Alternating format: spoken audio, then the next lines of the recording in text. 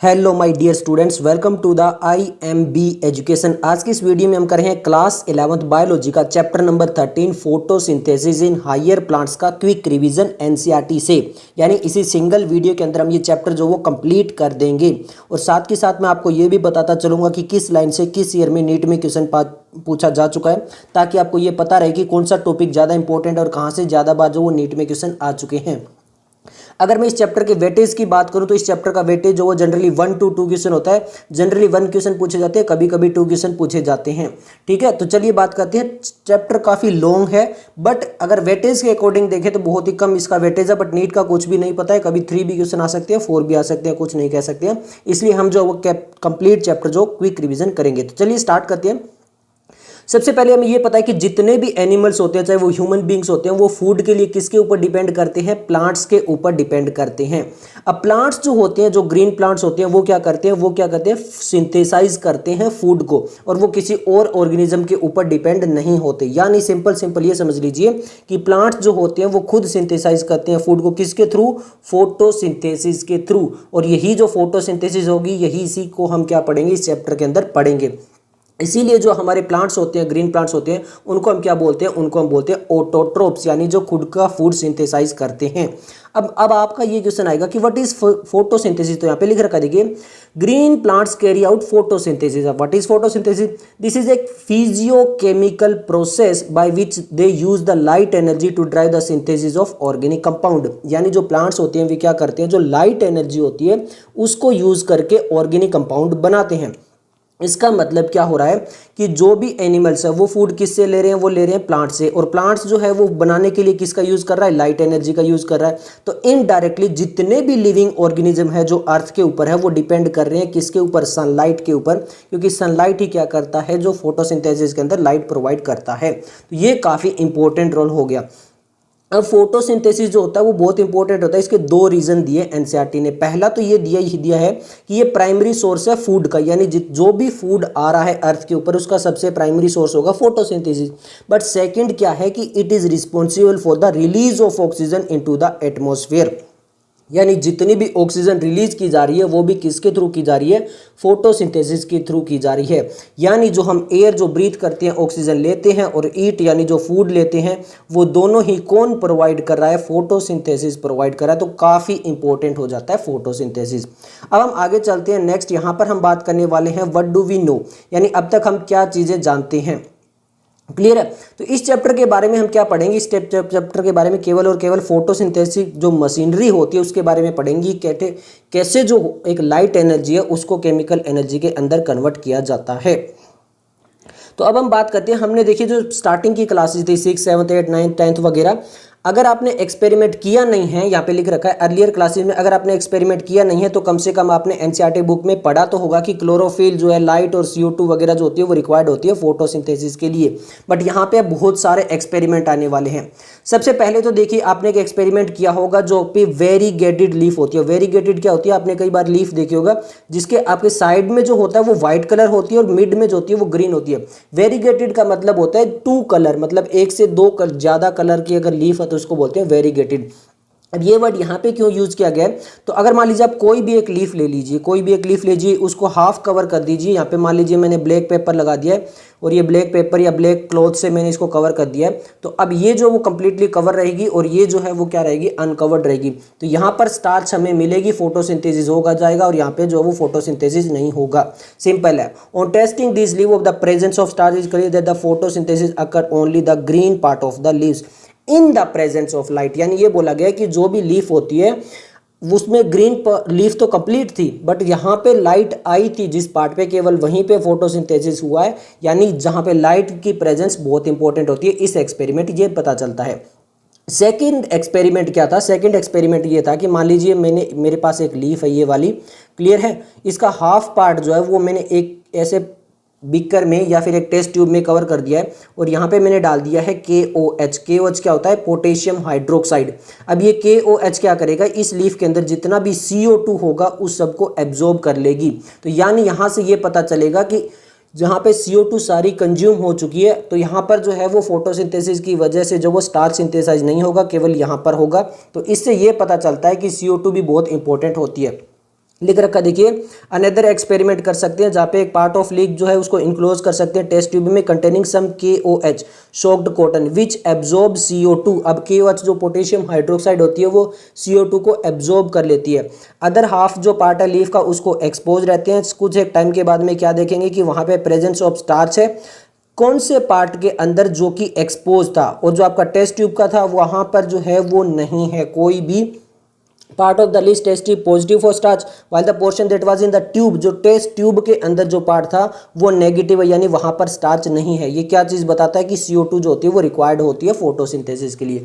ये हमारे दो एक्सपेरिमेंट होते हैं जिससे हमें ये पता चलता है कि लाइट और CO2 इंपॉर्टेंट है। अब ऑक्सीजन कितनी इंपॉर्टेंट है और ऑक्सीजन कौन प्रोवाइड करता है और कैसे निकलती है, उसके लिए हमारे पास कुछ बहुत सारे एक्सपेरिमेंट आने वाले हैं।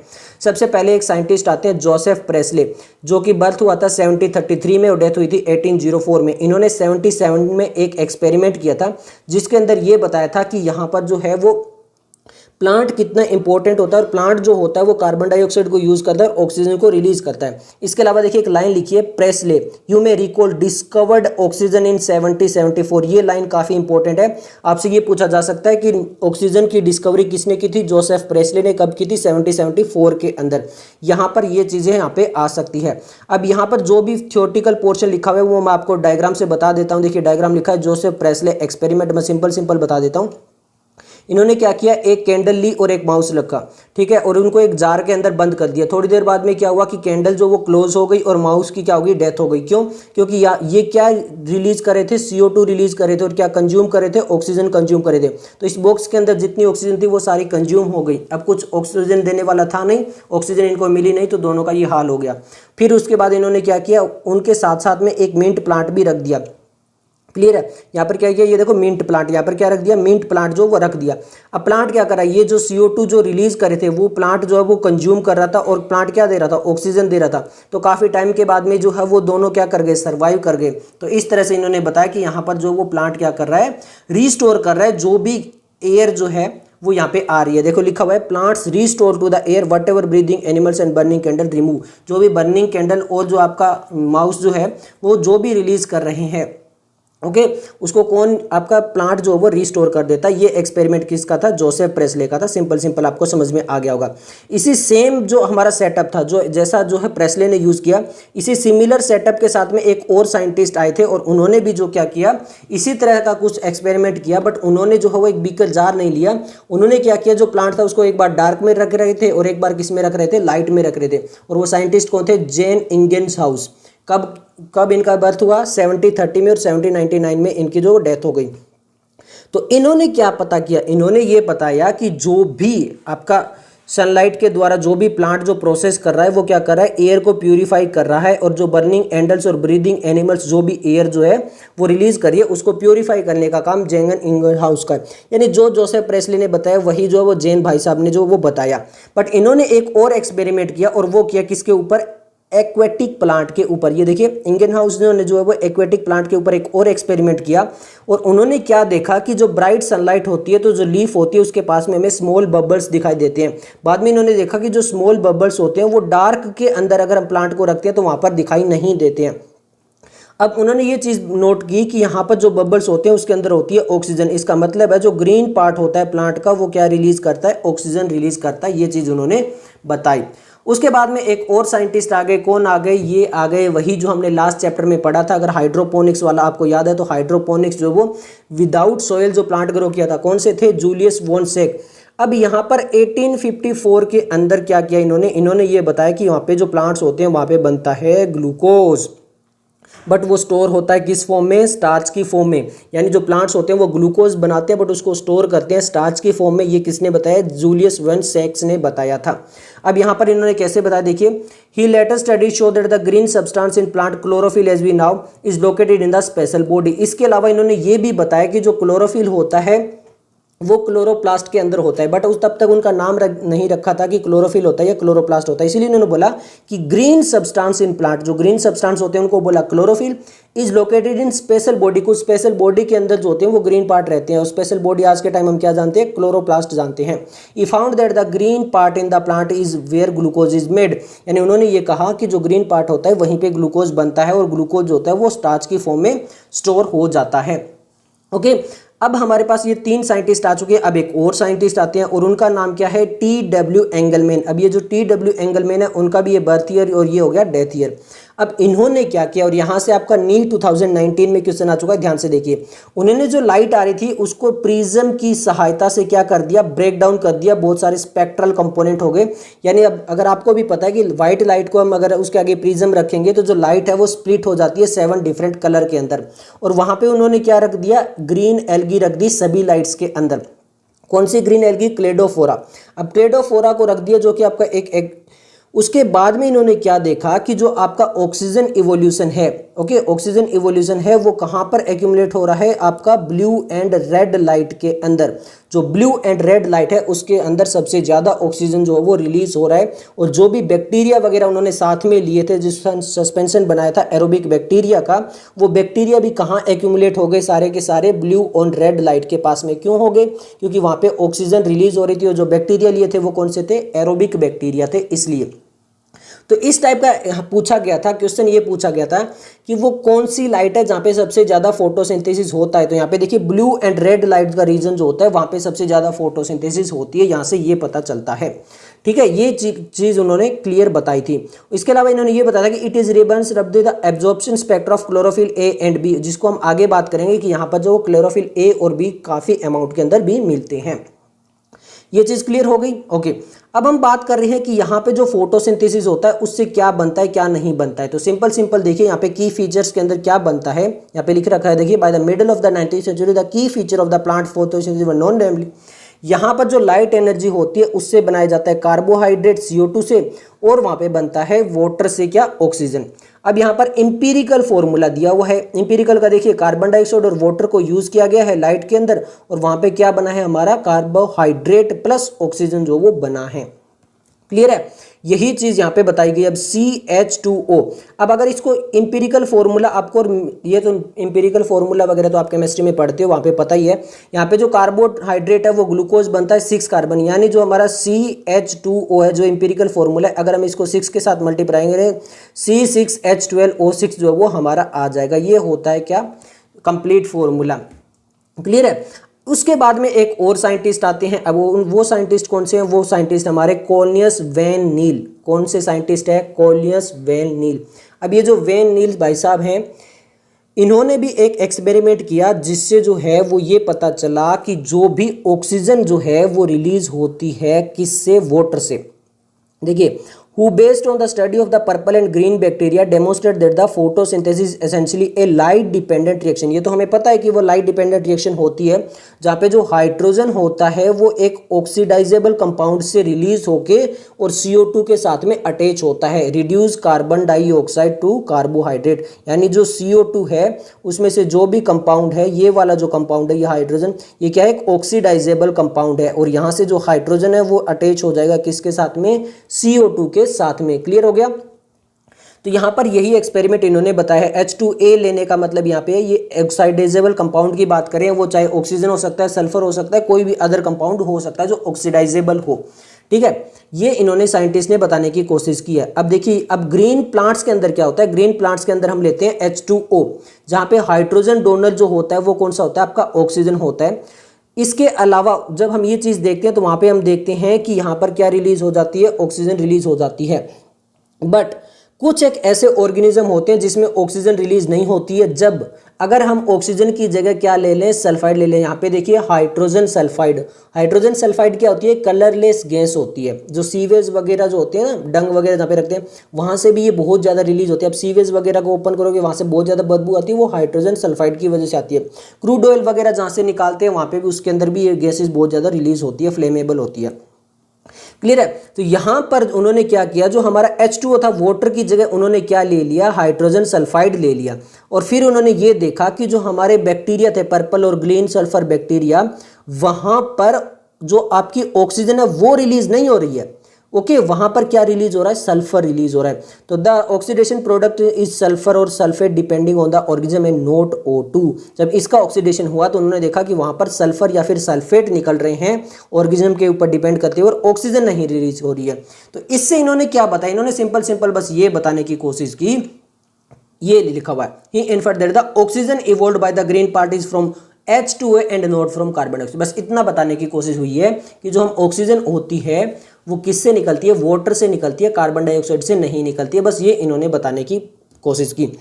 बाद में ये जो रेडियो आइसोटोप टेक्निक्स के द्वारा भी जो वो कंफर्म हो गया, रेडियो आइसोटोप टेक्निक्स के द्वारा क्या कंफर्म हो गया कि जो हमारी ऑक्सीजन होती है वो रिलीज होती है वाटर से। ओके, ये लिखा हुआ है was proved using the radio isotope techniques. अब जो आपकी फोटोसिंथेसिस होती है ना, वो एक सिंगल रिएक्शन नहीं होती है। वो क्या नहीं होती है, एक सिंगल रिएक्शन नहीं होती है, बट वो एक मल्टी स्टेप प्रोसेस होता है जिसको हम फोटोसिंथेसिस बोलते हैं। क्या होता है, एक मल्टी स्टेप प्रोसेस होता है। रिएक्शन तो बहुत आसान से लगती है कि CO2 और H2O, और उसको हमने लाइट के साथ में और क्लोरोफिल के साथ में लिया और वहां पर हमें क्या मिल गया, CH2O मिल गया प्लस O2 मिल गया। बट ये एक्चुअल में इतना आसान होता नहीं है, ठीक है। ये मल्टी स्टेप प्रोसेस होते हैं बहुत सारे, और उसी के बारे में हम डिटेल में पढ़ेंगे। नेक्स्ट टॉपिक है where does photosynthesis take place, यानी फोटोसिंथेसिस कहां पर होती है। तो ये जो टॉपिक है, इससे पहले जो चैप्टर 8 के अंदर हमने क्लोरोप्लास्ट का डायग्राम को अच्छे से स्टडी किया था प्लास्टिड के अंदर, वो आपको याद होना चाहिए। इसके अलावा जो anatomy of the flowering plants है, वहां पर हमने लीफ का बारे में बात की थी, लीफ के एनाटॉमी के बारे में। वहां पे हमने बात की थी कि वहां पर होते हैं मीजोफिल सेल्स, जो डाइकोट होते हैं उसमें 2 टाइप होते हैं, पेलिसेड और स्पंजी। जो आपकी मोनोकोट होती है उसमें ऐसा कोई भी डिफरेंस नहीं होता है। ये हम बात कर चुके हैं कौन से चैप्टर में, चैप्टर नंबर 8 और चैप्टर नंबर 6 जो आपका था anatomy of the flowering plants, उनके अंदर। बट फिर भी यहाँ पर जो वो डायग्राम एक बार और दिया हुआ है क्लोरोप्लास्ट का, तो वो देख लेते हैं। यहाँ पर देखिए जो आउटर मेम्ब्रेन होती है, इनर मेम्ब्रेन होती है। क्यों? क्योंकि स्ट्रोमा जो होता है वो डबल मेम्ब्रेन वाला होता है। इसके अलावा देखिए यहाँ पर होते हैं ये ग्रेना। ग्रेना किससे बनते हैं, थाइलेकोइड से बनते हैं। देखिए 1 1 1 ऐसे थाइलेकोइड करके एक के ऊपर एक रखे जाते हैं तो बनते हैं ग्रेना। इस टाइप से ये भी ग्रेना हो गया, ये भी हो गया, ये भी हो गया, ये भी हो गया, ये भी हो गया। क्लियर है? ये ग्रेना किससे बनते हैं, थाइलेकोइड से बनते हैं। क्लियर है? और थाइलेकोइड के अंदर हमें मिलता है क्या, क्लोरोफिल मिलता है। और जो एक ग्रेना से दूसरे ग्रेना को जो अटैच करता है उसको क्या बोलते हैं, स्ट्रोमा लेमिलिया। देखिए 1 ग्रेना, इसको अगर मैं नंबर 1 दूं, इसको 2 दूं, तो 1 और 2 को जो अटैच करिए वो स्ट्रोमा लेमिलिया, 2 से 3 को जो अटैच करिए वो भी कौन सी है, स्ट्रोमा लेमिलिया जो अटैच करती है। क्लियर है? जो ये हमारा सिस्टम होता है स्ट्रोमा लेमिली और जो ग्रेना वाला, इसको हम बोलते हैं मेम्ब्रेनस स्ट्रक्चर। क्या बोलते हैं इसको, मेम्ब्रेनस स्ट्रक्चर, क्योंकि इसमें मेम्ब्रेन्स वगैरह होती है। क्लियर है? उसके बाद में होता है हमारा स्ट्रोमा। स्ट्रोमा ऐसे मान लो जैसे सेल के अंदर साइटोप्लाज्म होता है, उस टाइप से होता है स्ट्रोमा। क्लियर है? अब स्ट्रोमा के अंदर हमें अलग स्ट्रक्चर देखने को मिलते हैं, जैसे यहाँ पे राइबोसोम देखने को मिल रही है, स्टार्च ग्रेन्यूल्स है। ये स्टार्च ग्रेन्यूल्स क्यों है, क्योंकि यहाँ पर क्या करता है, ये जो क्लोरोप्लास्ट होता है, ये जो हमारी लाइट एनर्जी आती है उसको केमिकल एनर्जी यानी उससे क्या बनाता है, ये स्टार्च बनाता है। क्लियर है? और यहाँ पर ये कुछ लिपिड्स ड्रॉपलेट्स भी यहाँ पे दिखाई गई है, तो ये आपको क्लियर हो गया होगा इस डायग्राम से। ओके, तो अब हम यहाँ पे आगे बात करते हैं। देखिए यहाँ पर ये लिखा हुआ इन्होंने, you have study the structure of chloroplast in chapter 8। ये तो हम पढ़ चुके हैं। क्लोरोप्लास्ट के अंदर 2 सिस्टम होते हैं, एक होता है मेम्ब्रेनस सिस्टम, जिसको जो बनता है ग्रेना और स्ट्रोमा लेमिली से। किस किस से, ग्रेना और स्ट्रोमा लेमिली। अभी डायग्राम में ये बताया था, इससे बनता है कौन सा, मेम्ब्रेनस सिस्टम। एंड सेकेंड होता है मैट्रिक्स। मैट्रिक्स में क्या होता है हमारा, मेनली स्ट्रोमा होता है। तो अब जो ये स्ट्रोमा लेमिली और जो ग्रेना होती है, इनके अंदर होती है क्या, लाइट रिएक्शन। इनके अंदर क्या होती है, लाइट रिएक्शन। और जो मैट्रिक्स एंड स्ट्रोमा है, इसके अंदर क्या होती है, डार्क रिएक्शन होती है। AIPMT 2009 में और NEET 2015 में यहाँ से क्वेश्चन आ चुके हैं। क्लियर है? अब ये लाइट रिएक्शन और डार्क रिएक्शन क्या होती है ये समझते हैं। देखिए आगे लिखा हुआ है, there is a clear cut division of the labour within the chloroplast. अब यहाँ पे क्लियर कट डिवीजन होता है, मतलब किसका काम कौन करेगा और कौन किसका काम करेगा। तो जो मेम्ब्रेनस सिस्टम है, मेम्ब्रेनस सिस्टम के अंदर कौन आ गया, आपका ग्रेना आ गया और स्ट्रोमा लेमिली आ गया। Is responsible for trapping the light energy, यानी ये लाइट एनर्जी को ट्रैप करेंगे, क्योंकि ग्रेना के अंदर होते हैं थाइलेकोइड से मिलकर बनता है, थाइलेकोइड्स को होते हैं क्लोरोफिल, तो इनडायरेक्टली ग्रेना के अंदर मिलते हैं क्लोरोफिल। क्लियर है? ये काम क्या करते हैं, लाइट एनर्जी को ट्रैप करते हैं। And also the synthesis of ATP and NADPH, यानी जो लाइट एनर्जी उससे जो होती है उससे ATP और NADPH जो होते हैं उसको सिंथेसाइज किया जाता है। अब ये इसको बोलते हैं क्या, लाइट रिएक्शन। और लाइट रिएक्शन को हम एक और नाम दे सकते हैं क्या, फोटोकेमिकल रिएक्शन भी। क्लियरली है?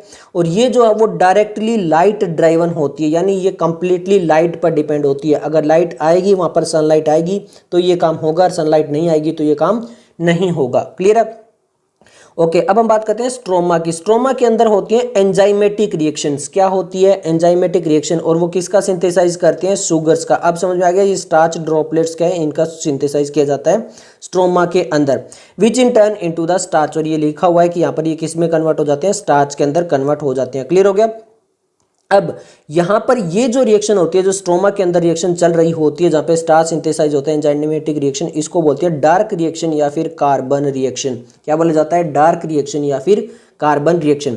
अब यहाँ पर इंपॉर्टेंट चीज़ क्या है कि ये जो डार्क रिएक्शन होती है वो नॉट डायरेक्टली लाइट ड्राइवन, ये ऐसा नहीं है कि डायरेक्टली लाइट ड्राइवन होगी। क्यों? क्योंकि यहाँ पर ये लाइट एब्जॉर्ब ही नहीं करती है। लाइट एब्जॉर्ब जो होती है वो स्ट्रोमा, लेमेली और ग्रेना का काम होता है, और वो जो प्रोडक्ट बनाते हैं उनको यूज करके जो है वो अलग प्रोडक्ट बनाते हैं। देखिए लिखा हुआ है, but are depend on the products of the light reaction. Important है, लाइट के ऊपर डिपेंड नहीं है, बट जो लाइट रिएक्शन के द्वारा जो प्रोडक्ट बनते हैं उनके ऊपर डिपेंड है।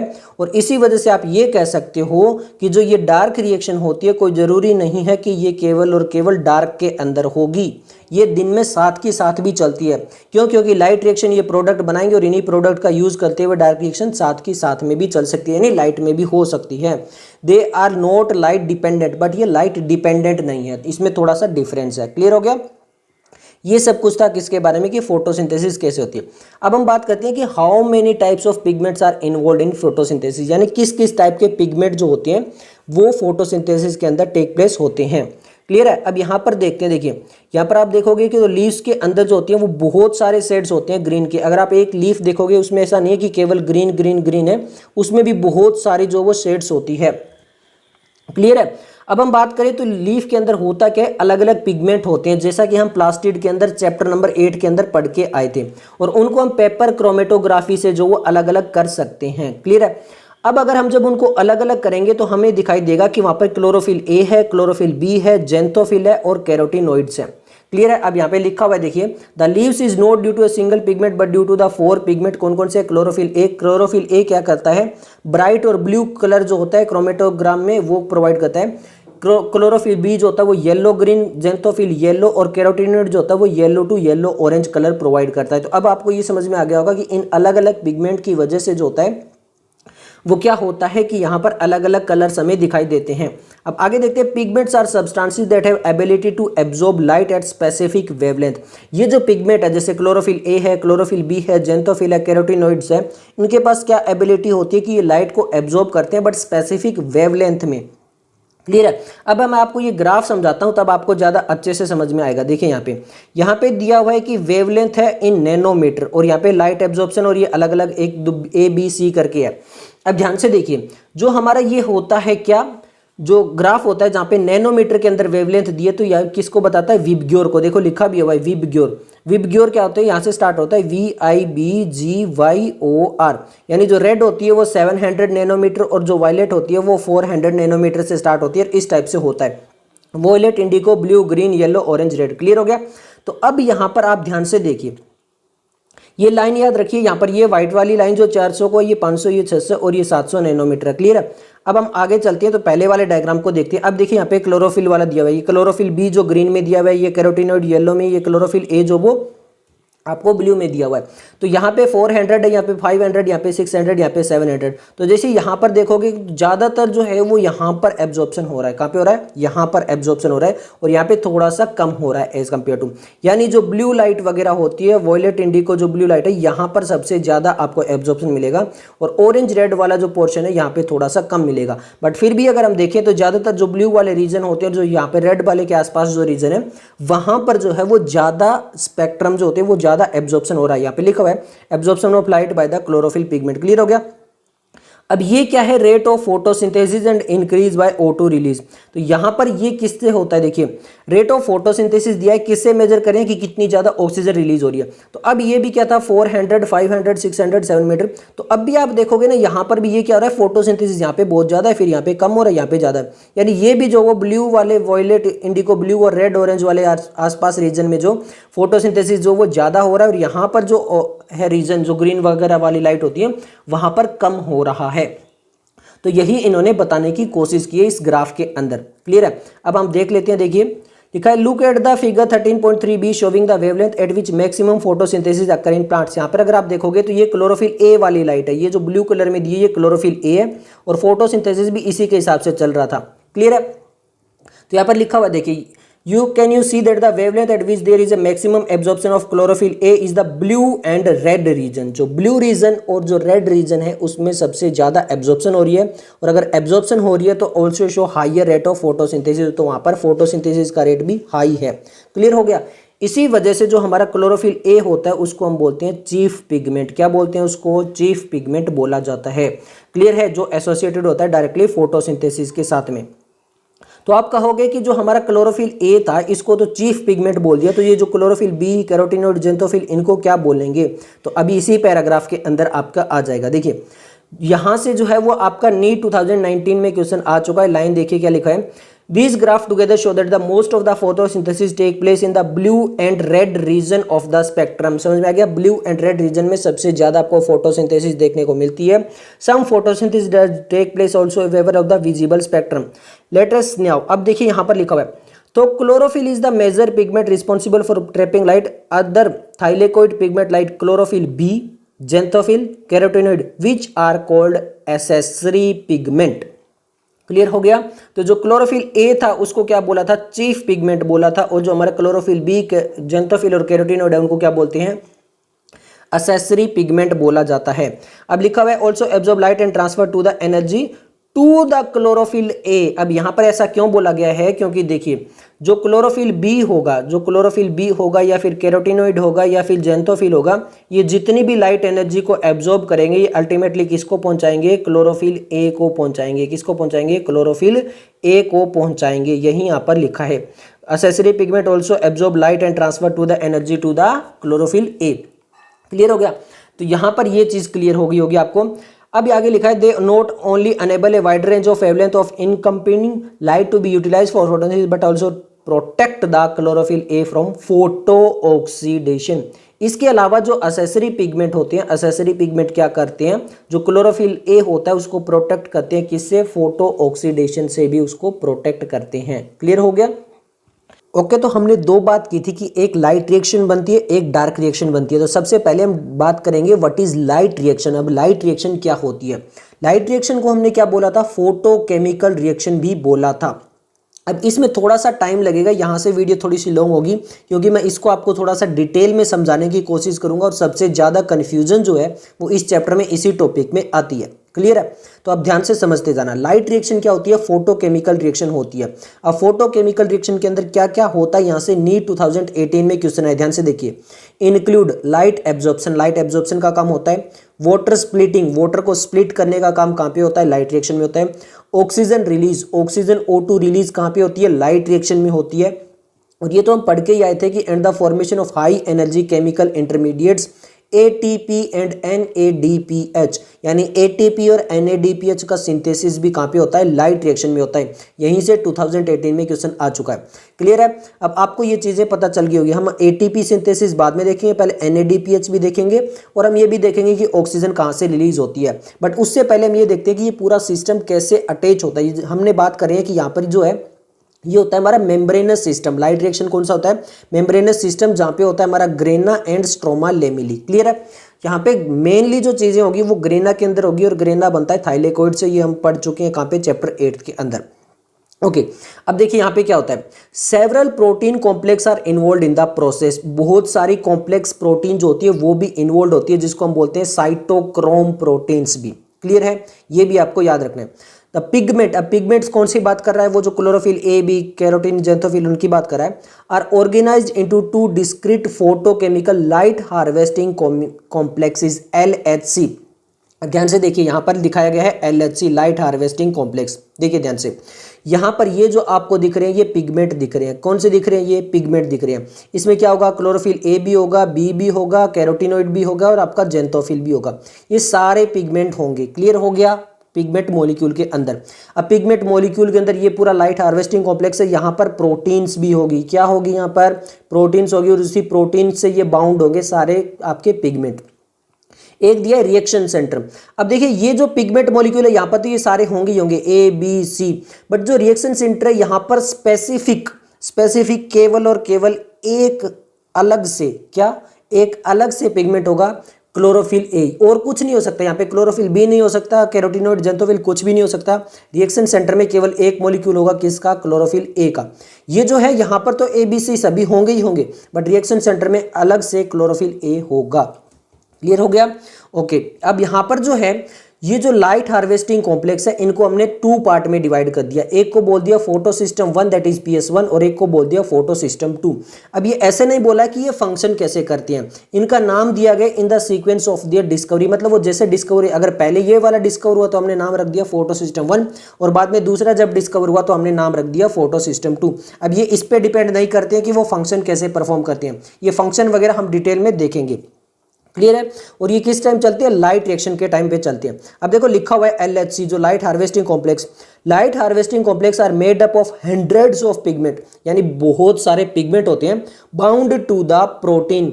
किससे बाउंड होती हैं? प्रोटीन से होती हैं। Each photosystem all the pigment, सभी पिगमेंट होते हैं यहाँ पर, ए बी, कैरोटीनेट, जेंथोफिल, सब पिगमेंट होते हैं, except 1 molecule of chlorophyll a. केवल एक मॉलिक्यूल जो होता है क्लोरोफिल ए का, वो क्या बनाता है? Forming a light harvest system also called antenna, जिसको रिएक्शन सेंटर भी बोलते हैं। क्लियर हो गया? दीज पिगमेंट, ये जो वाले पिगमेंट होते हैं जहाँ पे आपके ए भी आता है, सी भी आता है, कैरोटीनेट, जेंथोफिल सब आता है, these pigment help to make photosynthesis more efficient by absorbing different wavelength. इसकी वजह से क्या होता है? डिफरेंट वेवलेंथ एब्जॉर्ब हो पाती है। The single chlorophyll A molecule, जो रिएक्शन सेंटर में सिंगल क्लोरोफिल ए मॉलिक्यूल क्या बनाता है? रिएक्शन सेंटर बनाता है, एंटीना भी बोल लो, ये आपका रिएक्शन सेंटर बनाता है। ये चीज आपको क्लियर हो गई? ओके, अब ये जो रिएक्शन सेंटर होते हैं, क्या ये जो रिएक्शन सेंटर होते हैं ये अलग अलग हो सकते हैं। इसी के बेस पे 2 सिस्टम बनाए गए हैं, PS1 और PS2। देखिए, the reaction centre is different in both the photo system.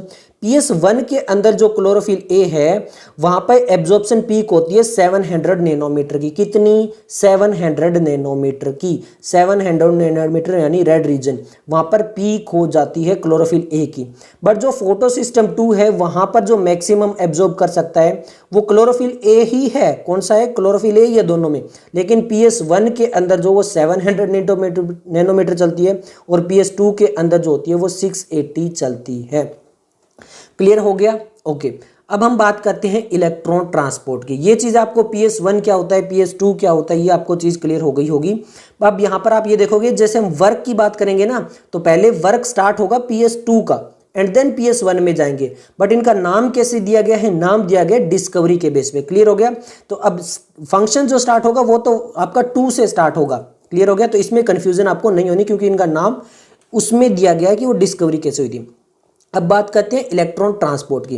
अब देखिए, जो फोटो सिस्टम 2 है, जहां पे जो क्लोरोफिल ए है, उस जो रिएक्शन सेंटर बोल लो या फिर क्लोरोफिल ए का, वहां पे एब्जॉर्ब कितनी हो सकती है? 680 नैनोमीटर ऑफ वेवलेंथ लाइट हो सकती है। यहां पे क्या होगा? इलेक्ट्रॉन होंगे आपके एक्साइड और जंप कर जाएंगे into an orbit farther from the atomic nucleus. यहां पर ये आपकी न्यूक्लियस हो गई, इसके बाहर क्या रिवॉल्व करते हैं? आपके इलेक्ट्रॉन। तो यहां से क्या होगा? जो आपका फोटो सिस्टम 2 है, यहां से इलेक्ट्रॉन रिलीज होगा। अब ये इलेक्ट्रॉन आएगा कहां से? ये आएगा आपका वाटर से। कहां से आएगा? वाटर से। क्लियर हो गया?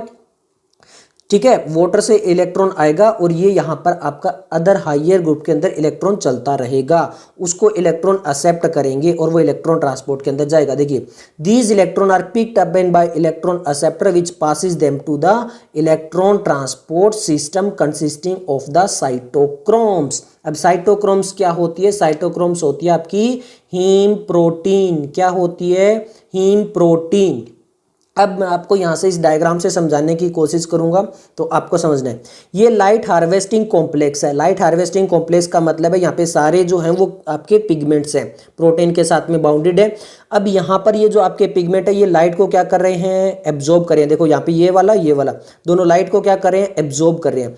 एब्जॉर्ब करने के बाद देखिए यहाँ पर जो वाटर है उसका क्या हो रहा है? ब्रेक डाउन हो रहा है। किसके पास में? फोटो सिस्टम 2 के पास में। अब यहां से ऑक्सीजन रिलीज हो गई। अब मैंने आपको बताया था, वो याद रखना क्या क्या हो रहा था? Splitting of the water in the light reaction. तो लाइट रिएक्शन के अंदर आपका स्प्लिटिंग ऑफ वाटर हो रहा है, यस हो रहा है। यहां से ऑक्सीजन रिलीज हो रही है, यस हो रही है। अब आप धीरे धीरे देखोगे ATP भी यहाँ पे सिंथेसाइज करेंगे और NADPH भी यहाँ पे सिंथेसाइज करेंगे। बस यही तो हमें लाइट रिएक्शन के अंदर काम करना है। ये चीज़ क्लियर हो गई। ये जो इलेक्ट्रॉन है, कौन सा इलेक्ट्रॉन, जो H2O से निकले हैं इलेक्ट्रॉन, और ये आपके प्रोटॉन। क्लियर हो गया। तो यहाँ से इलेक्ट्रॉन रिमूव होंगे और यहाँ से इलेक्ट्रॉन जाएंगे आपके इलेक्ट्रॉन एक्सेप्टर के पास। किसके पास? इलेक्ट्रॉन एक्सेप्टर के पास में। अब मैं यहाँ पर ये जो थियोरेटिकल पोर्शन लिखा है ये मैं आपको बाद में बताऊंगा, पहले मैं आपको ये डायग्राम से समझाऊंगा। बट इससे पहले एक चीज देखिए, this movement of electron is downhill in terms of oxidation, reduction और रिडॉक्स पोटेंशियल स्केल। अब मैं आपको ऑक्सीडेशन और रिडक्शन बता देता हूँ। ऑक्सीडेशन का मतलब क्या होता है? जहाँ पे रिमूवल ऑफ इलेक्ट्रॉन होता है। क्लियर है। तो यहाँ पर इलेक्ट्रॉन यहाँ से रिमूव हो रहे हैं तो यहाँ पे क्या होगा? ऑक्सीडेशन होगा। यहाँ पे इलेक्ट्रॉन एक्सेप्ट हो रहे हैं तो यहाँ पर जहां पर एडिशन ऑफ इलेक्ट्रॉन होता है वहां पर क्या बोलते हैं? रिडक्शन बोलते हैं। रिडक्शन का मतलब एडिशन ऑफ इलेक्ट्रॉन और ऑक्सीडेशन का मतलब रिमूवल ऑफ इलेक्ट्रॉन। तो यहाँ पे हो गया ऑक्सीडेशन, यहाँ पे क्या हो रहा है? रिडक्शन हो रहा है। क्लियर हो गया। अब ऑक्सीडेशन रिडक्शन समझ में आ गया। अब रिडॉक्स पोटेंशियल समझिए। रिडॉक्स पोटेंशियल की जो वैल्यू होती है वो इस टाइप से होती है, जो इलेक्ट्रॉन को डोनेट करेगा, जो डोनेट करेगा वो उसकी वैल्यू हाई रहेगी, और जो यहाँ पर एक्सेप्ट करेगा उसकी वैल्यू हमेशा लो रहेगी। जो दान देता है, जो कुछ देता है उसकी वैल्यू हमेशा हाई रहती है, जो हमेशा लेता है उसकी वैल्यू हमेशा लो रहती है। तो वो चीज़ यहाँ पे चलती है रिडॉक्स पोटेंशियल स्केल में। क्लियर है। तो इतनी चीजें समझ में आ गई। लाइट हार्वेस्टिंग कॉम्प्लेक्स है, स्प्लिटिंग ऑफ वाटर हो चुका है, इलेक्ट्रॉन, हाइड्रोजन जो आपके प्रोटॉन है वो निकल चुके हैं, और आपका ऑक्सीजन जो वो भी रिमूव हो चुका है। अब यहाँ से क्या होगा? यहाँ से आपका इलेक्ट्रॉन जो वो अपर साइड में जा रहा है। अब ये इलेक्ट्रॉन एक्सेप्ट कर लेगा। इलेक्ट्रॉन एक्सेप्ट करने के बाद में क्या होगा? यहाँ पर ये काफ़ी टाइम तक नहीं रह पाएगा, और यहाँ पर अलग अलग टाइप के क्या हैं? आपके प्रोटीन्स हैं। क्या हैं आपके प्रोटीन्स? कौन से प्रोटीन है? हीम प्रोटीन, जिसको क्या बोलते हैं? साइटोक्रोम बोलते हैं। यहाँ से इलेक्ट्रॉन एक्सेप्ट होने के बाद में साइटोक्रोम्स में जाएंगे। अब साइटोक्रोम्स में पहला साइटोक्रोम आएगा आपका प्लास्टोक्विनोन। कौन सा आएगा? प्लास्टोक्विनोन। प्लास्टोक्विनोन के बाद में जो आपका आएगा वो आएगा साइटोक्रोम BF6 में। फिर आपका प्लास्टोसाइनिन के अंदर जाएगा, और प्लास्टोसाइनिन के अंदर जाने के बाद यहाँ पर इस आपका जो कॉम्प्लेक्स है PS1 वाला वहां पर आ जाएगा। अब ध्यान से समझिए, ध्यान से यहाँ पर क्या लिखा हुआ है? This movement of electron is down hill in terms of oxidation, reduction और रिडॉक्स पोटेंशियल। क्यों? क्योंकि देखिए यहाँ पर जो रिडॉक्स पोटेंशियल की वैल्यू वो हाई है। क्या है? यहाँ पर वैल्यू हाई है। क्यों? क्योंकि ये इलेक्ट्रॉन दे रहा है और ये इलेक्ट्रॉन ले रहा है, तो यहाँ पर वैल्यू क्या हो गई? लो हो गई। तो according to the redox potential scale हम हाई वैल्यू से क्या चले गए? लो चले गए। तो वो मूवमेंट क्या हो गई? डाउन हिल हो गई। ये चीज क्लियर हो गया। ओके। और फिर यहाँ से इलेक्ट्रॉन वापस जो है वो आपका एक्सेप्टर की तरफ आता है, यहाँ पर इसके पास में। क्लियर है। और ये फिर वापस इलेक्ट्रॉन को क्या करेगा? डोनेट करेगा। ठीक है। तो यहाँ से देखिए, यहाँ पे वैल्यू हाई थी, यहाँ पे लो थी, फिर लो से वापस हाई पे, फिर हाई से वापस लो पे। तो इस टाइप से क्या बनाता है? जेड स्कीम बनाता है। इस टाइप से क्या बनाता है? जेड स्कीम बनाता है। देखिए यहाँ से हाई से लो, फिर लो से फिर वापस हाई, फिर हाई से वापस लो। वैल्यू किसके अकॉर्डिंग? आपका रिडॉक्स पोटेंशियल स्केल के अकॉर्डिंग। इसलिए इसको बोलते हैं जेड स्कीम। क्या बोलते हैं इसको? जेड स्कीम बोलते हैं। क्लियर हो गया। अब आप ये कहोगे कि ये जो आपने प्लास्टोक्विनोन और ये सब कुछ बताया इसका क्या होगा? वो मैं आपको नेक्स्ट डायग्राम में दिखाऊंगा। बट हमें यहाँ पर लाइट रिएक्शन के प्रोडक्ट बनाने हैं। तो ATP जो बनेगा वो यहाँ पर बनेगा। क्लियर है। और जो आपका NADPH बनेगा वो यहाँ पर बनेगा। अब ध्यान से समझिए यहाँ पे क्या हो रहा है।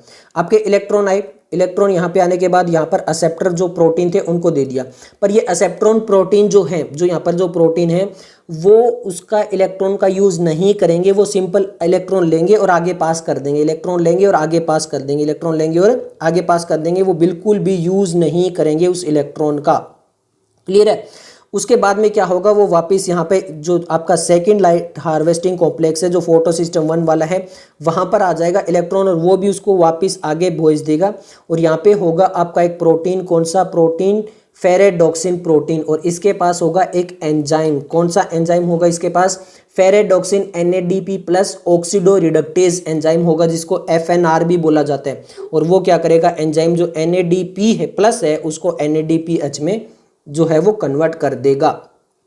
अब ये सब कुछ मैंने कहाँ से देखा, ये मैंने एनसीईआरटी से ही देखा है। अब हम चलते हैं इस डायग्राम में। अब डायग्राम यहाँ से थोड़ा सा मैं आपको समझाने की कोशिश करूंगा। ये क्या है, स्ट्रोमा है, ये क्या है, थाइलेकोइड मेम्ब्रेन है। बहुत सारे थाइलेकोइड बना के क्या बनाते हैं, ग्रेना बनाते हैं। ये चीज़ आपको क्लियर हो गई होगी, आई होप आपको क्लियर हो गई होगी। ये क्या है, ल्यूमन है। यहाँ पर क्या है, हाई H+ है। क्यों हाई H+ है, क्योंकि यहाँ पे देखिए वाटर का ब्रेकडाउन हो रहा है, बार बार H रिलीज हो रहा है। इसके अलावा जो स्ट्रोमा के अंदर लो H+ है वो भी देखिए यहाँ से आते हुए इसके अंदर आ रहे हैं। तो ल्यूमन के अंदर क्या हो गया आपका, हाई H+। कौन सा ल्यूमन है, ये थाइलेकोइड का ल्यूमन है। क्लियर हो गया, ओके। अब ध्यान से देखिए, ये PS2 है, ये आपका PS1 है। जो मैंने जेड स्कीम बताई थी, यहां से इलेक्ट्रॉन पहले जाएंगे और फिर वो डाउन हिल वाले आएंगे, वहां पे ATP सिंथेसाइज होगा, वही चीज बता रहा है। ध्यान से देखिए, ऑक्सीडेशन हो गया of water. Oxidation of water का मतलब समझ में आ गया ना, आपका डोनेट कर दिया इलेक्ट्रॉन। तो यहाँ से इलेक्ट्रॉन किसके पास चला गया, 680 नैनोमीटर वाले के पास में चला गया। ये आपका LHC लाइट यहाँ पे आ गई है। क्लियर हो गया, ओके। अब यहाँ पर ये इलेक्ट्रॉन जाने के बाद में ये जो डाउन हिल वाली मूवमेंट दिखा रहे थे जो डायग्राम में, वहां पे आ गया प्लास्टोक्विनोन।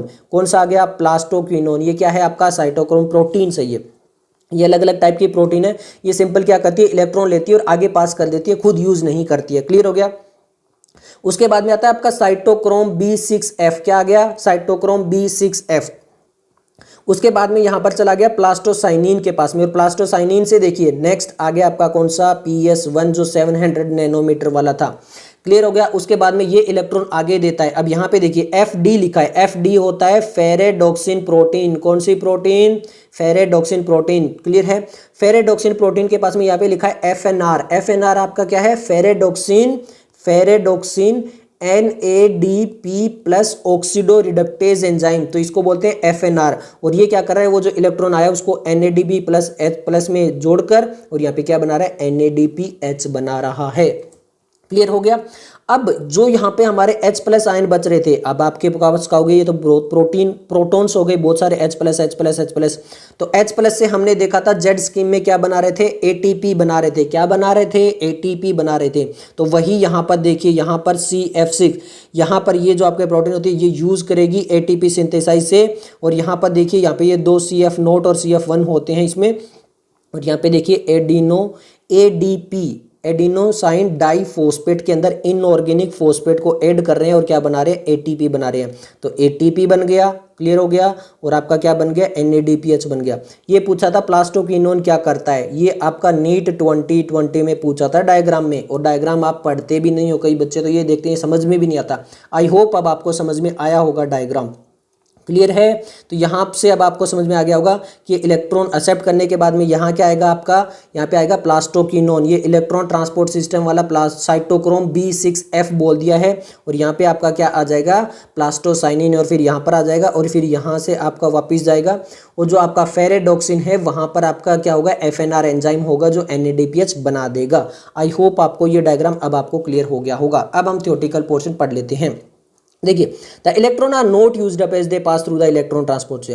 तो यहाँ पर जो इलेक्ट्रॉन का यूज नहीं हुआ है कहीं पे, but they are pass to the pigment of photosystem 1। तो यहाँ पे फोटो सिस्टम 1 के पास में इलेक्ट्रॉन यहाँ से गया, यहाँ पे आया, और यहाँ से किसी ने यूज नहीं किया, इसको आगे भेज दिया। Simultaneously electron in the reaction PS1 are also excited when they are received the red light of the wavelength 700 nanometre. जैसे यहाँ पर और लाइट आई, कितनी आई, 700 नैनोमीटर की, तो इसने और आगे इलेक्ट्रॉन को ट्रांसफर कर दिया, इसने भी यूज नहीं किया। To the another acceptor molecule that has greater reduction potential. अब ध्यान से देखिए, ग्रेटर रिडक्शन पोटेंशियल क्यों, क्योंकि यहां पर एक्सेप्ट होने के बाद में वो वापस इलेक्ट्रॉन नीचे जा रहा है जहां पे यूज होगा, तो इसलिए इसको बोला है greater reduction potential. These electron are move downhill. अब समझ में आ गया डाउन हिल अगेन क्यों बोल रहे हैं। देखो, पहले यहाँ पे गए, फिर वापस डाउन हिल आए, वहां पे आए, वापस डाउन हिल किसके पास आ रहा है, ये फेरेडोक्सिन के पास आ रहा है। और फेरेडोक्सिन का जो होता है वो रिडक्शन पोटेंशियल हाई होता है एज कम्पेयर टू यहाँ पे जो इलेक्ट्रॉन एक्सेप्टर होगा उससे, क्योंकि वो एक्सेप्ट करके वापस दे देगा किसको, फेरेडोक्सिन को। उसलिए बोल रहे हैं ये again down hill. This time a molecule of energy rich NADP plus the addition of these electron reduced to NADP को NADPH में बना चुके हैं। और यही जो whole scheme of transport electron है, जो स्टार्टिंग होती है PS2 से, अपहील जाती है एक्सेप्टर में, फिर डाउन होल जाती है PS1 में, फिर हो जाती है वापस एसाइट इलेक्ट्रॉन, और फिर हो जाती है वापस जो है वो फाइनली डाउन हिल में जाती है NADPH। अब समझ में आ गया, अपहील फिर डाउन हिल, फिर अपहील फिर डाउन हिल। तो यहाँ पर रिडक्शन पोटेंशियल हाई था, यहाँ पर लो था, तो high to low, low to high, high to low, और फिर लो टू हाई। अब यहाँ पे समझ में आ गया ये डाउन हिल अगेन क्यों बोल रहे हैं कि यहाँ पे ऐसा हो रहा है। क्लियर हो गया। ये चीज इन्होंने बताने की कोशिश की। रिड्यूसिंग इनटू यहाँ पे इसको क्या बोलते हैं, जेड स्कीम। इस टाइप से चलती है Z scheme due to the characteristic shape. अब क्लियर हो गया। अब आगे लिखा है this is shaped form when all the carrier and placed in a sequence of redox potential scale. Redox potential scale मैं आपको बता चुका हूँ। जो एक्सेप्ट जो डोनेट करता है वो हाई वैल्यू, जो एक्सेप्ट करता है वो लो वैल्यू। तो high to low, low to high, high to low. Clear हो गया। ओके अब मैंने आपको स्प्लिटिंग ऑफ वाटर बताया था। स्प्लिटिंग ऑफ वाटर से आपका नीट 2020 में क्वेश्चन आ चुका है। देखिए the electron that are move to the photosystem 2 must be replace. जो फोटो सिस्टम 2 के पास, अब देखिए यहाँ पर समझ में आ रहा हूँ, यहाँ से इलेक्ट्रॉन गया, यहाँ पे गया, यहाँ पे गया, यहाँ पे तो यूज ही हो गया। तो यहाँ पे बार बार यूज हो रहा है, यहाँ पे रिमूव हो रहा है इलेक्ट्रॉन, तो उसको इलेक्ट्रॉन को कंटिन्यूटी देनी पड़ेगी। अब ये इलेक्ट्रॉन कहाँ से आएगा, यही पूछ रहे हैं। This is achieved by the electron availability due to the splitting of water. तो इलेक्ट्रॉन जो होता है वो किसकी वजह से आता है, due to the splitting of water. The splitting of water is associated with the, किसके साथ में एसोसिएट है, PS2 के साथ में, स्प्लिटिंग इनटू H+ और आपका ऑक्सीजन एंड इलेक्ट्रॉन हो जाता है। This create oxygen. ये क्या कर रहा है, oxygen, the net product of the photo system. अब समझ में आ गया, फोटोसिंथेसिस का नेट प्रोडक्ट ऑक्सीजन यहाँ से आ रहा है। The electron need to replace those removed by the photosystem 1। जो फोटो सिस्टम है वो इलेक्ट्रॉन को यूज करके उसको रिमूव कर रहा है, तो वो फोटो सिस्टम 2 उसको प्रोवाइड कर रहा है। ये यहाँ पर रिएक्शन वही दिखाई गई है। We need to emphasise that the water splitting complication with the PS2। ये इंपॉर्टेंट है। जो वाटर स्प्लिटिंग होती है वो किसके साथ होती है, PS2 के साथ होती है, PS1 के साथ में नहीं होती है। आई होप आपको यहाँ तक क्लियर हो गया होगा। ओके नेक्स्ट हमारा है cyclic and non cyclic photophosphorylation. जो अभी बताया है वही आगे कंटिन्यू चलेगा हमारा। तो बात करते हैं यहाँ पर कि एक्चुअल में साइक्लिक और नॉन साइक्लिक क्या होता है। नॉन साइक्लिक हम बोलते हैं जहां पर दोनों सिस्टम वर्क कर रहे हैं, PS1 और PS2 दोनों वर्क कर रहे हैं, वो नॉन साइक्लिक के अंदर आता है। केवल PS1 जब वर्क करने लगता है तो वो साइक्लिक के अंदर आने लगता है। क्लियर हो गया। ओके ये नॉन साइक्लिक वाला है। अभी आप ये देखिए, आपके सामने थ्योरेटिकल में पोर्शन में लिखा हुआ है। Okay living organisms have the capability of extracting energy from oxidisable substance. यानी जो ऑक्सीडाइजेबल सब्सटेंस होते हैं उनसे हम एनर्जी निकाल के बॉन्ड एनर्जी के अंदर स्टोर करते हैं और वहीं पे हम बनाते हैं स्पेशल सब्सटेंस लाइक ATP, जहाँ पे एडिनोसाइन ट्राइफॉस्फेट बनता है, जिसके अंदर जो एनर्जी होती है वो स्टोर होती है केमिकल बॉन्ड के अंदर। और ये जो प्रोसेस होता है ATP सिंथेसिस का, जो कि आपका माइटोकॉन्ड्रिया और क्लोरोप्लास्ट के अंदर होता है, इसको हम बोलते हैं फॉस्फोराइलेशन। फॉस्फोराइलेशन का सिंपल मतलब होता है addition of phosphate, addition of phosphate. तो हमारा जो एडिनोसाइन डाइफॉस्फेट होता है उसके अंदर हम इनऑर्गेनिक फॉस्फेट को ऐड कर देते हैं, तो एडिनोसाइन ट्राइफॉस्फेट हो जाता है, वो कहलाता है फॉस्फोराइलेशन। क्लियर हो गया। यहीं पे बोला गया, देखिए phosphorylation is the synthesis of ATP from ADP and inorganic phosphate in the presence of light. जहां पे हम बात करें किसके अंदर, क्लोरोप्लास्ट के अंदर। जब दोनों फोटो सिस्टम वर्क करते हैं, फोटो सिस्टम 2 और फोटो सिस्टम 1, तो उसको कहलाते हैं नॉन साइक्लिक फोटोफॉस्फोराइलेशन। क्लियर हो गया। यहाँ पे नॉन साइक्लिक है जब दोनों वर्क कर रहे हैं, PS2 और PS1। क्लियर है। जो दोनों सिस्टम होते हैं वो कनेक्टेड होते हैं इलेक्ट्रॉन ट्रांसपोर्ट चेन के अंदर, जैसे हमने अभी देख के आए थे जेड स्कीम के अंदर, वही सब। यहाँ पर आपकी दोनों चीज सिंथेसाइज होगी, ATP और NADPH भी। क्लियर है। अब हम बात करते हैं PS1 की। तो PS1 आपके सामने कुछ इस टाइप का होता है। PS1 जो है वो कहाँ पे आपका सामने यहाँ पे दिखाया गया, ये साइक्लिक फोटोफॉस्फोराइलेशन है। अब होता क्या है, जब आपकी लाइट जो है वो 680 नैनोमीटर से एक्सीड कर जाती है, यानी इससे ज्यादा आने लगती है, तो केवल और केवल PS1 जो होता है वो वर्क करता है। अब PS1 जो होता है वो वर्क कर रहा होता है, तो यहां पर जो हमारे पास NADP, क्या NADP प्लस जो रिडक्टेज एंजाइम है वो भी इसके पास नहीं है, और PS2 जो है वो भी इसके पास नहीं है। और जो आपका PS1 होता है ना, ये PS1, अब ये चीज आपको ध्यान रखनी होगी, ये आपको मिलता है स्ट्रोमा लेमिली के अंदर। क्लियर है। किसके अंदर, स्ट्रोमा लेमिली के अंदर। जो ग्रेना होता है, जहाँ पे थाइलेकोइड की अगर हम बात करें, वहाँ पे PS1 एंड PS2 दोनों होते हैं, PS1 और PS2 दोनों होते हैं। बट अगर मैं केवल और केवल स्ट्रोमा लेमिली की बात करूं, जो ग्रेना को अटैच करती है, वहाँ पर हमें केवल और केवल PS1 देखने को मिलता है। ना वहाँ पे हमें एंजाइम मिलता है, कौन सा, NADP रिडक्टेज वाला एंजाइम मिलता है, और ना ही हमें PS2 मिलता है। अब होता क्या है, यहाँ पे NADP रिडक्टेज एंजाइम नहीं है, तो मान लो एक बार जो इलेक्ट्रॉन यहाँ से आ गया, क्लियर है, तो इलेक्ट्रॉन आ गया, वो आगे जाके कहाँ पर जाता था, फेरेडोक्सिन के पास में, और वहाँ पे NADPH बनाता था। बट अब वहाँ पे वो इलेक्ट्रॉन आगे जा ही नहीं पा रहा, तो वो वापिस आ जाता है इलेक्ट्रॉन ट्रांसपोर्ट चेन के सिस्टम के थ्रू, और वापिस इसमें आ जाता है। तो वो जो इलेक्ट्रॉन होता है वो सर्कुलेट करता रहता है, वो यहीं पे सर्कुलेट करता रहता है, इसलिए इसको नाम दे दिया साइक्लिक फोटोफॉस्फोराइलेशन। बट जब ये सर्कुलेट करता रहता है तो ATP तो ये बना ही लेता है। तो यहाँ पे देखो व्हेन ओनली पीएच जब फंक्शनल होता है तो यहाँ पे circulated with in the photo system, तो इलेक्ट्रॉन क्या करता रहता है, वहीं पे सर्कुलेट करता रहता है। Phosphorylation occur due to the cyclic flow of electron, तो जो इलेक्ट्रॉन बार बार घूमता रहता है उसकी वजह से क्या होता है, फोस्फोराइलेशन यानी एडिशन ऑफ फॉस्फेट हो जाता है, एटीपी तो बन जाती है। अब पॉसिबल लोकेशन क्या है, there could be happening to the stroma lamellae, ये केवल और केवल कहाँ पे मिलेगा, स्ट्रोमा लेमेली का। क्यों, क्योंकि देखिए द मेम्ब्रेन और लेमिली ऑफ द ग्रेना के पास में बोथ PS1 और PS2 होते हैं। और जबकि अगर हम स्ट्रोमा लेमिली की बात करें तो यहाँ पे PS2 लैक होता है as well as NADP reductase enzyme. NADP plus उसकी बात नहीं करा कि फेरेडोक्सिन वगैरह नहीं है, यहाँ पर वो एंजाइम ही नहीं है स्ट्रोमा लेमिली के पास, और ना ही PS2 है। यहाँ से आपके काफ़ी बार क्वेश्चन आ चुके हैं, यहाँ से AIPMT 2009 में आ चुका है, AIPMT 2010 में आ चुका है और नीट 2021 में आ चुका है यहाँ से क्वेश्चन। तो ये आपको अच्छे से बात करना कि स्ट्रोमा लेमिली के पास केवल PS1 होता है। अब उसकी वजह से क्या होगा, जो इलेक्ट्रॉन एक्साइटेड होगा वह NADP के पास पहुंचेगा, बट वहां पे आपका एंजाइम नहीं है तो वो वापस PS1 कॉम्प्लेक्स के पास हमें आ जाएगा इलेक्ट्रॉन ट्रांसपोर्ट चेन के थ्रू होता हुआ। ये जो साइक्लिक फ्लो होता है यहाँ पे केवल और केवल ATP का सिंथेसाइज होता है, NADPH का सिंथेसाइज नहीं होता है। और ये कब होती है phosphorylation, when one light of wavelength beyond 680 nanometre, जब 680 नैनोमीटर से बियॉन्ड लेंथ होगी तभी ये काम होगा, अदरवाइज ये नहीं होगा। नेक्स्ट अगर हम बात करें कीमो ऑस्मोटिक हाइपोथेसिस, तो कीमो ऑस्मोटिक हाइपोथेसिस और कुछ भी नहीं है, ATP सिंथेसाइज को यहाँ पे कीमो ऑस्मोटिक हाइपोथेसिस बोला गया है। मैं अब आपको डायग्राम बता देता हूं, अब आपको चीज़ें क्लियर हो जानी चाहिए। सबसे पहले बात करें थाइलेकोइड की, थाइलेकोइड मिलके बनाता है आपके क्या, जो भी ये आपका ग्राना होता है उसको मिलके बनाता है। मैं केवल सिंगल थाइलेकोइड की बात कर रहा हूँ, हर एक थाइलेकोइड पे यही होता है। ये अभी अभी बताया था, ये आपका क्या है, जेड स्कीम है। ये क्या है आपका, जेड स्कीम है। अब जेड स्कीम में हो क्या रहा है, देखो यहाँ पे क्या निकल रहे हैं आपके H+ आयन निकल रहे हैं, वाटर जो वो ब्रेक डाउन हो रहा है। क्लियर हो गया, ओके।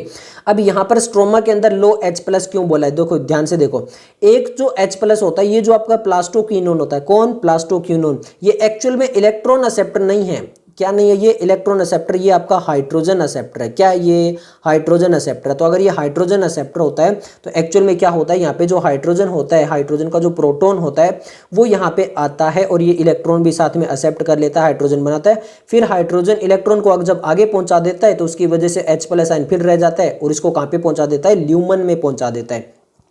तो जो आपका प्लास्टोक्विनोन है वो दो काम कर रहा है। क्या काम कर रहा है, एक तो जो इलेक्ट्रॉन है उसको PS2 से साइटोक्रोम B6F तक पहुंचा रहा है। इसके अलावा जो आपका स्ट्रोमा के अंदर H+ आयन है, सॉरी H+ जो आपका आयन है उसको क्या कर रहा है, यहाँ पर अंदर ला रहा है, किसके अंदर, ल्यूमन के अंदर ला रहा है। तो पहली वजह तो ये हो गई कि स्ट्रोमा के अंदर लो है, क्योंकि एक तो ये जो स्ट्रोमा वाला H+ आयन है उसको ल्यूमन में ये आपका प्लास्टोक्विनोन भेज रहा है। सेकेंड रीजन क्या है, सेकेंड रीजन जो H+ आयन जो स्ट्रोमा के अंदर है वो यूज हो रहे हैं NADP के अंदर, NADP के अंदर वो इलेक्ट्रॉन और H+ आयन को यूज करके NADPH बना रहे हैं।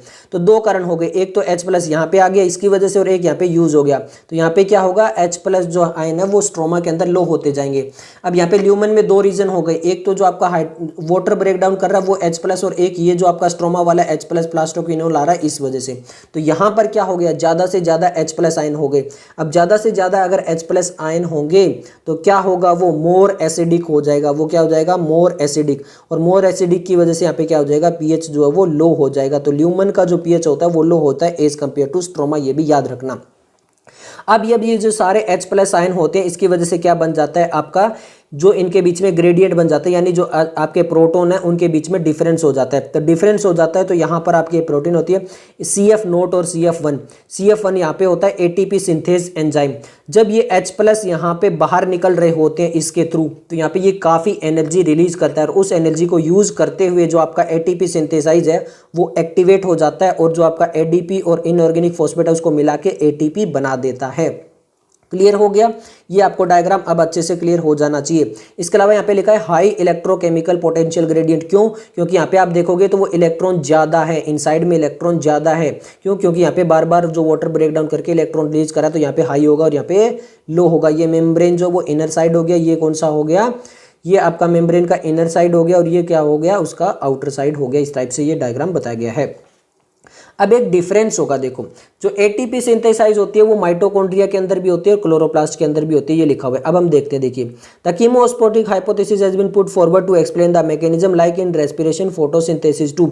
रेस्पिरेशन के अंदर और फोटोसिस्टम के अंदर जो एटीपी है वो सिंथेसाइज होती है और यहाँ पे प्रोटोन ग्रेडियंट बहुत इंपॉर्टेंट होता है दोनों के अंदर।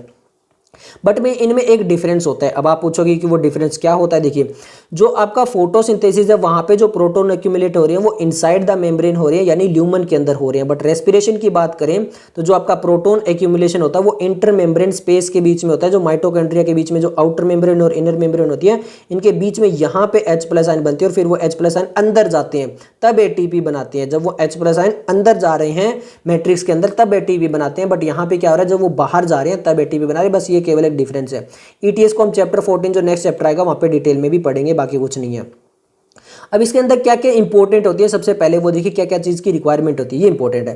Chemo osmosis require a membrane, एक मेम्ब्रेन हो गई, थाइलेकोइड मेम्ब्रेन हो गई, क्लियर। प्रोटोन पंप हो गया हमारा CF0 और CF1। प्रोटोन ग्रेडियंट वो हो गया क्योंकि ल्यूमन में ज्यादा है बाहर कम है।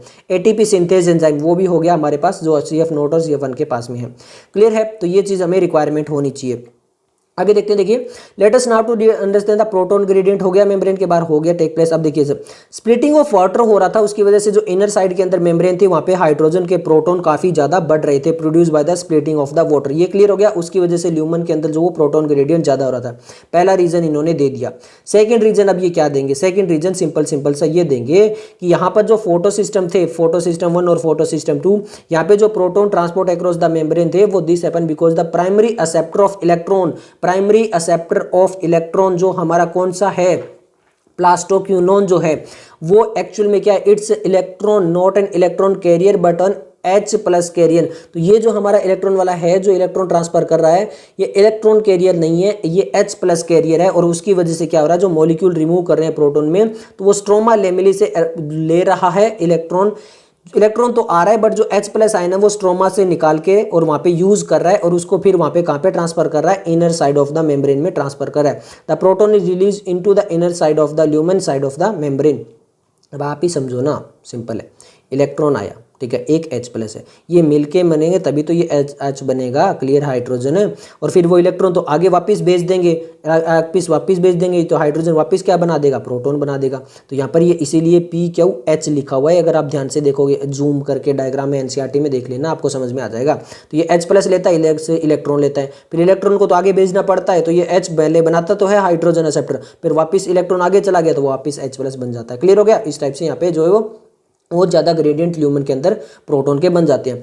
तो NADP रिडक्टेज एंजाइम जो होता है वो स्ट्रोमा के साइड में वो भी क्या करता है, यूज करता है किसका, H+ का। इसकी वजह से these proton are also removed from the stroma, तो वो भी स्ट्रोमा से रिमूव हो रहे हैं जो मैंने आपको डायग्राम में बताया था। अब यहाँ से नेक्स्ट जो पैराग्राफ है यहाँ से आपका 2016 में क्वेश्चन आ चुका है, डायग्राम से पहले ही बता चुका हूँ, नीट 2020 में आ चुका है। क्या लिखा है, within the chloroplast proton in the stroma decrease in the number, तो स्ट्रोमा के अंदर डिक्रीज हो रहे हैं, while in the lumen the accumulation of the proton, this create a proton gradient, ये प्रोटोन ग्रेडियंट बना रहा है across the thylakoid as well as measurable decrease in the pH. अब समझ में आ गया ल्यूमन के अंदर पीएच क्यों है, क्योंकि यहाँ पे H+ ज्यादा है, H+ ज्यादा है तो वो एसिडिक ज्यादा है और ज्यादा एसिडिक है तो उसका पीएच क्या होगा, लो होगा। तो ये यहाँ पे इन्होंने बताया है, क्लियर है, ये चीज समझ में आ गई। अब यहाँ पे ये जो ग्रेडियंट है ये क्या काम करता है, this gradient is important because the breakdown of this gradient lead to the synthesis of ATP. ये जो H+ वाला बन गया कि ल्यूमन के अंदर ज्यादा है और स्ट्रोमा के अंदर वो कम है, तो ये जब ब्रेक डाउन करेगा तो एटीपी को बनाएगा। अब आप ये कहोगे कि एटीपी को कैसे बनाएगा, this gradient is broken down to the movement of proton membrane stroma through the transmembrane. अब यहाँ पे देखिए कुछ ट्रांस मेम्ब्रेन चैनल्स है। अब ट्रांस मेम्ब्रेन चैनल कौन कौन से हैं, एक है आपका CF0, कौन सा है, पहला आपका CF0 है, देखिए CF0 है of the ATP synthase.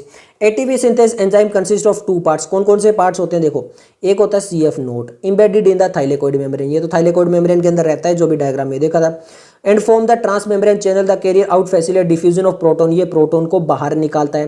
The other portion CF0 है, CF1 जो है वो protrude on the outer surface of the thylakoid membrane, और ये जो थाइलेकोइड मेम्ब्रेन है उसके बाहर होता है, on the side that face the stroma, ये स्ट्रोमा की तरफ होता है।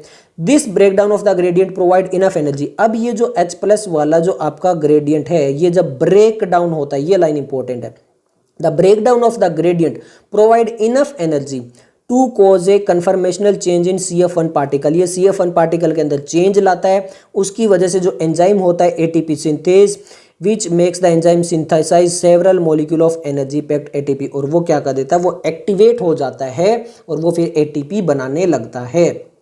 क्लियर है, यही इन्होंने बताया है। ये बता चुका हूं कि वहां पे क्या क्या रिक्वायरमेंट होती है, membrane, proton, proton gradient, ATP synthase, energy is used to pump the proton across. जो एनर्जी वहां पे है वो यूज की जाती है proton across the membrane to create a gradient और high concentration of proton within the thylakoid lumen. ATP synthase used a channel that allows the diffusion of proton back across the membrane and release enough energy to activate ATP synthase enzyme that catalyze the formation of ATP। ये चीज आपको clear हो गई यहाँ पे, क्योंकि जब वो H+ आ रहा है तो वो इनफ एनर्जी को रिलीज कर देता है, जिसकी वजह से वो एक्टिवेट होके ATP बना लेते हैं। अब ये जो NADPH बन चुका है हमारा मूवमेंट ऑफ इलेक्ट्रॉन की वजह से, और जो ये ATP बना है are use immediately in the biosynthesis reaction, और ये यूज होंगे किसके अंदर, डार्क रिएक्शन के अंदर, जहां पे हम क्या बनाएंगे, इन the stroma responsible for fixing CO2 and synthesis of sugar. वहां पे जो CO2 उसको फिक्स करके शुगर बनाएंगे स्ट्रोमा के अंदर, और हमने बात की थी स्ट्रोमा के अंदर डार्क रिएक्शन होती है। क्लियर हो गया। ये यहाँ पर दिया हुआ देखिए CF0 और CF1, ये थाइलेकोइड मेम्ब्रेन के अंदर है और ये स्ट्रोमा के अंदर है CF1 वाला, और यहाँ पे ATP बन रही है। Where are the ATP and NADPH are used. जो ATP और NADPH हमने बनाया है उसका हम यूज कहाँ पे करेंगे, तो सिंपल हम बात करें चैप्टर फोटोसिंथेसिस, जहाँ पे हमने देखा था कि कार्बन डाइऑक्साइड और वाटर जो होते हैं वो क्लोरोफिल और सनलाइट की प्रेजेंस में क्या बनाते हैं, हमारे पास ग्लूकोज बनाते हैं, यानी आपका एक कार्बन कंपाउंड बनाते हैं और ऑक्सीजन बनाते हैं। ऑक्सीजन हम देख चुके हैं कि लाइट रिएक्शन में बनती है, और ये जो कार्बन कंपाउंड है ये अभी भी नहीं बना है, तो यानी इनडायरेक्टली अब यहाँ से स्टार्ट होती है डार्क रिएक्शन। अब देखिए यहाँ पे लिखा हुआ है we learn that the product of light reaction ATP NADPH and O2, जो मैं बता चुका हूँ 2018 में यहाँ से क्वेश्चन पूछा जा चुका है। तो ऑक्सीजन तो रिलीज हो गई बट अभी भी कार्बन कंपाउंड नहीं बना है, और वो कार्बन कंपाउंड किससे बनेगा, ATP और NADPH को यूज करते हुए बनेगा, और वो जो कार्बन कंपाउंड बनता है या फिर जो शुगर बनता है उसको बोलते हैं बायोसिंथेटिक फेज, या फिर हम बोल सकते हैं डार्क रिएक्शन। अब आप पूछोगे कि डार्क रिएक्शन का मतलब क्या डार्क में होगी, जी नहीं, ये जो रिएक्शन होती है वो हमारे कार्बन कंपाउंड बनाती है, बट ये डिपेंड करती है, the does not directly depend on the presence of sunlight, वो डायरेक्टली सनलाइट पे डिपेंड नहीं है, but depend on the product of the light reaction. But जो लाइट रिएक्शन के ये प्रोडक्ट है ATP और NADPH उस पर डिपेंड करती है, बिसाइड CO2 एंड H2O, तो उसको चाहिए ही चाहिए। इसके अलावा आप ये भी देखोगे कि जैसे ही थोड़ी देर बाद जो है अगर लाइट नहीं रहती है तो the biosynthetic process continue for some time. अगर लाइट अनअवेलेबल हो जाती है यानी लाइट नहीं रहती है तो लाइट रिएक्शन के जो प्रोडक्ट है वो थोड़ी देर बनती है, उसके बाद में वो भी कंज्यूम कर लेती है, और ये जो डार्क रिएक्शन है वो भी थोड़ी देर बाद में स्टॉप हो जाएगी। इसका मतलब ये नहीं कि डार्क रिएक्शन केवल डार्क में चलेगी। क्लियर है। अब यहाँ पे इन्होंने यही बताया है कि जैसे हम जो वो CO2 और O2 को कंबाइन करते हैं, H2O को कंबाइन करते हैं, तो ये हमारे पास बनता है। अब हम इसको कैसे बनाएंगे, तो देखिए जैसे ये यूनिट स्टार्ट हुई थी वहाँ पे हमने एक साइंटिस्ट पढ़ा था मेल्विन केल्विन, उसके बारे में पढ़ा था, जो ये इस यूनिट के स्टार्टिंग में दिया हुआ है। तो उन्होंने जो वर्ल्ड वॉर 2 में जो हमारे पास जो एटॉमिक बम यूज़ किए थे यहाँ पर, तो वहाँ से उन्होंने ये कहा कि रेडियो आइसोटोप जो होता है उसका हम बेनिफिशियल यूज़ कैसे कर सकते हैं। तो यहाँ पे उन्होंने जो रेडियो एक्टिव कार्बन है C14 उसको यूज़ किया था एल्गल फोटोसिंथेटिक में, और वहाँ से उन्होंने डिस्कवरी की थी कि दैट कैसे जो फर्स्ट CO2 फिक्सेशन प्रोडक्ट है वो बनता है। और यहाँ पे एक बहुत इंपॉर्टेंट चीज़ लिखी हुई है जो कि आपका नीट 2020 में पूछा जा चुका है, the discovery that the first CO2 fixation product was a 3 carbon organic compound, यानी जो पहला ऑर्गेनिक कंपाउंड बनता है CO2 फिक्स करके वो आपका 3 ऑर्गेनिक कंपाउंड होता है। He also contributed the working the complete biosynthetic pathway, जिसको बोला गया केल्विन साइकिल। केल्विन साइकिल नाम दिया गया उनके ऊपर। और ये जो प्रोडक्ट होता है first product identifies 3 phosphoglyceric acid, जिसको PGA बोलते हैं शॉर्ट फॉर्म के अंदर। क्या बोलते हैं, PGA बोलते हैं। इसकी डिस्कवरी किसने की थी, मेल्विन केल्विन ने की थी, कि यहाँ पे जो हम CO2 फिक्स कर रहे हैं, जो कार्बन डाइऑक्साइड फिक्स कर रहे हैं जिससे हम ग्लूकोज बनाएंगे, उसको फिक्स करने में एक हमने बात की थी जहाँ पर स्टार्टिंग में कि ये कंप्लीट एक प्रोसेस तो है नहीं, बहुत सारे प्रोसेस होके ये ग्लूकोज बनता है। तो उसी की बात कर रहे हैं। तो यहाँ पर जो हमारा कार्बन डाइऑक्साइड फिक्स होकर पहले बनाता है PGA, फोस्फोग्लिसरिक एसिड। अब बाकी साइंटिस्ट ने ये पूछा कि क्या सभी में PGA बनता है, क्या जो फर्स्ट स्टेबल प्रोडक्ट है क्या वो सब में PGA ही बनेगा? तो यहाँ पर आंसर आया जी नहीं। एक्सपेरिमेंट और भी कंडक्ट किए गए वाइड रेंज ऑफ प्लांट्स के ऊपर और वहाँ पे देखा कि जी नहीं, जो फर्स्ट कार्बन कंपाउंड है, जो फर्स्ट स्टेबल प्रोडक्ट है CO2 फिक्सेशन में, वो एक और ऑर्गेनिक एसिड भी हो सकता है, बट ये 4 कार्बन कंपाउंड हो सकता है जिसको बोलते हैं ऑक्जेलो एसिटिक एसिड। यानी अब तक जो भी पता किया वहाँ पे ये पता चला कि CO2 फिक्सेशन करने के बाद में 2 टाइप के प्लांट्स होते हैं।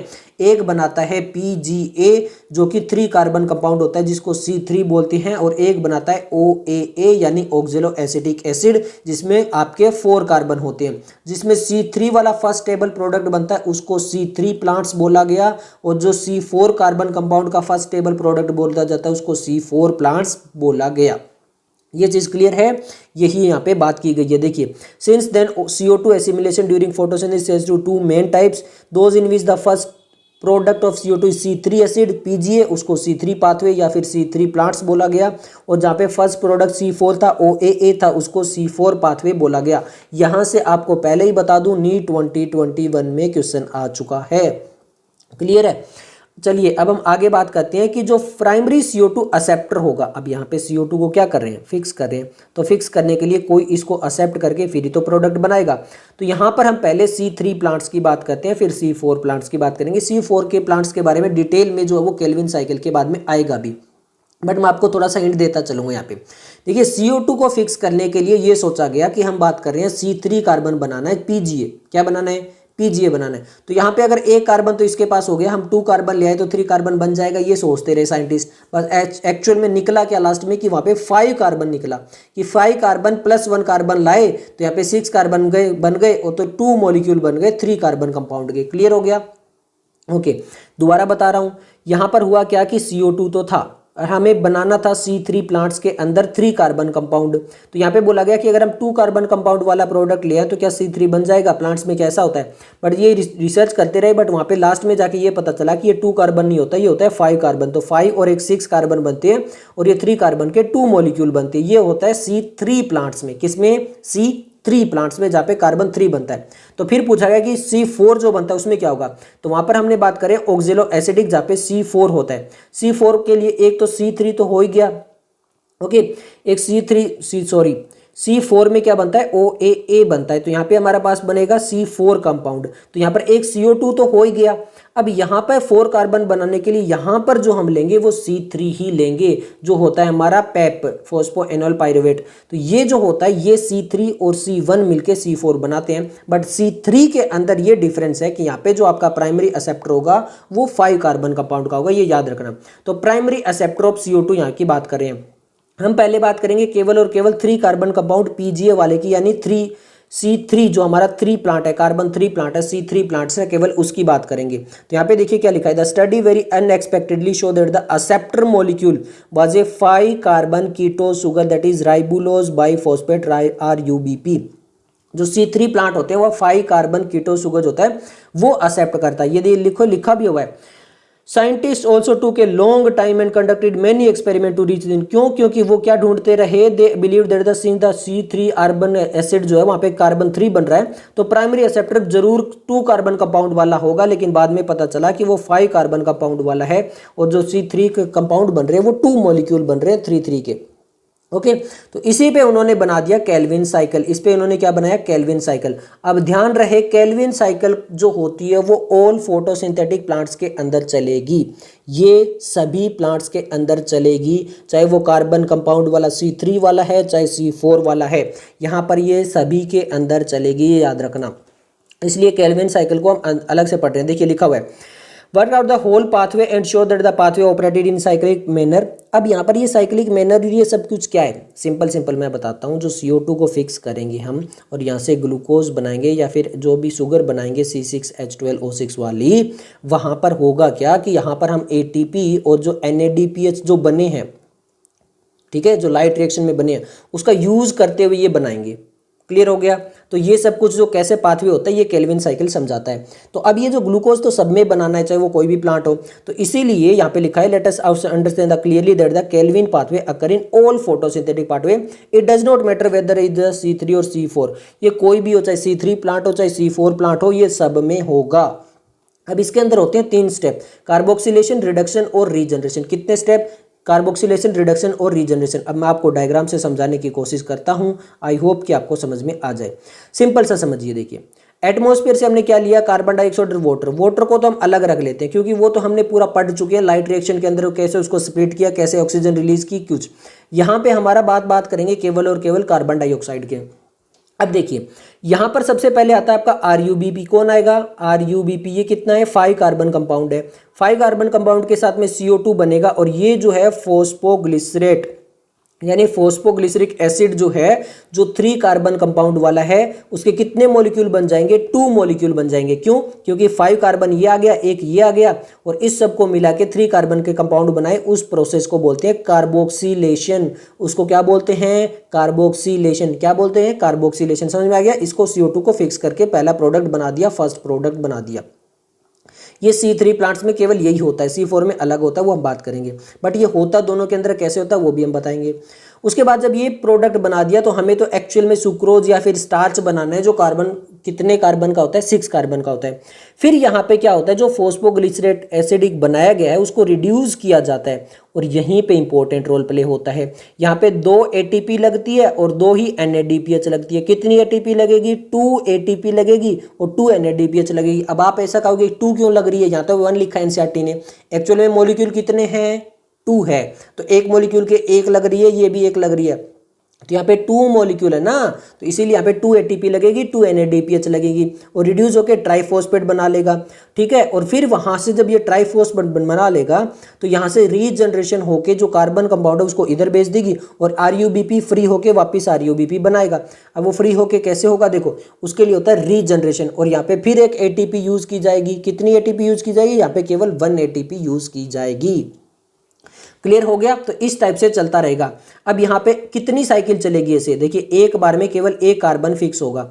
जब ये एक साइकिल चलेगी ना ऐसे तो एक कार्बन फिक्स होगा, तो हमें तो C6H12O6 बनाना है। कार्बन कितने लेने हैं? 6 लेने हैं, तो ये साइकिल कितने टाइम चलेगी? 6 टाइम चलेगी।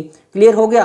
तो 6 टाइम चलेगी तो हमारी जो ATP है वो कितनी लग जाएगी? 2 यहाँ पे लग रही है, 1 यहाँ पे लग रही है, कितनी लग रही है? 3। तो 3 × 6 कितनी हो गई? 18 ATP लग जाएगी। और NADPH कितनी लग रही है? हर बार में एक बार में 2 लग रही है और टोटल 6, तो यहाँ पर कितनी लग जाएगी? 12 लग जाएगी। क्लियर हो गया? अभी ये टेबल भी आ जाएगी, सब कुछ आ जाएगा, आप देखते रहिए।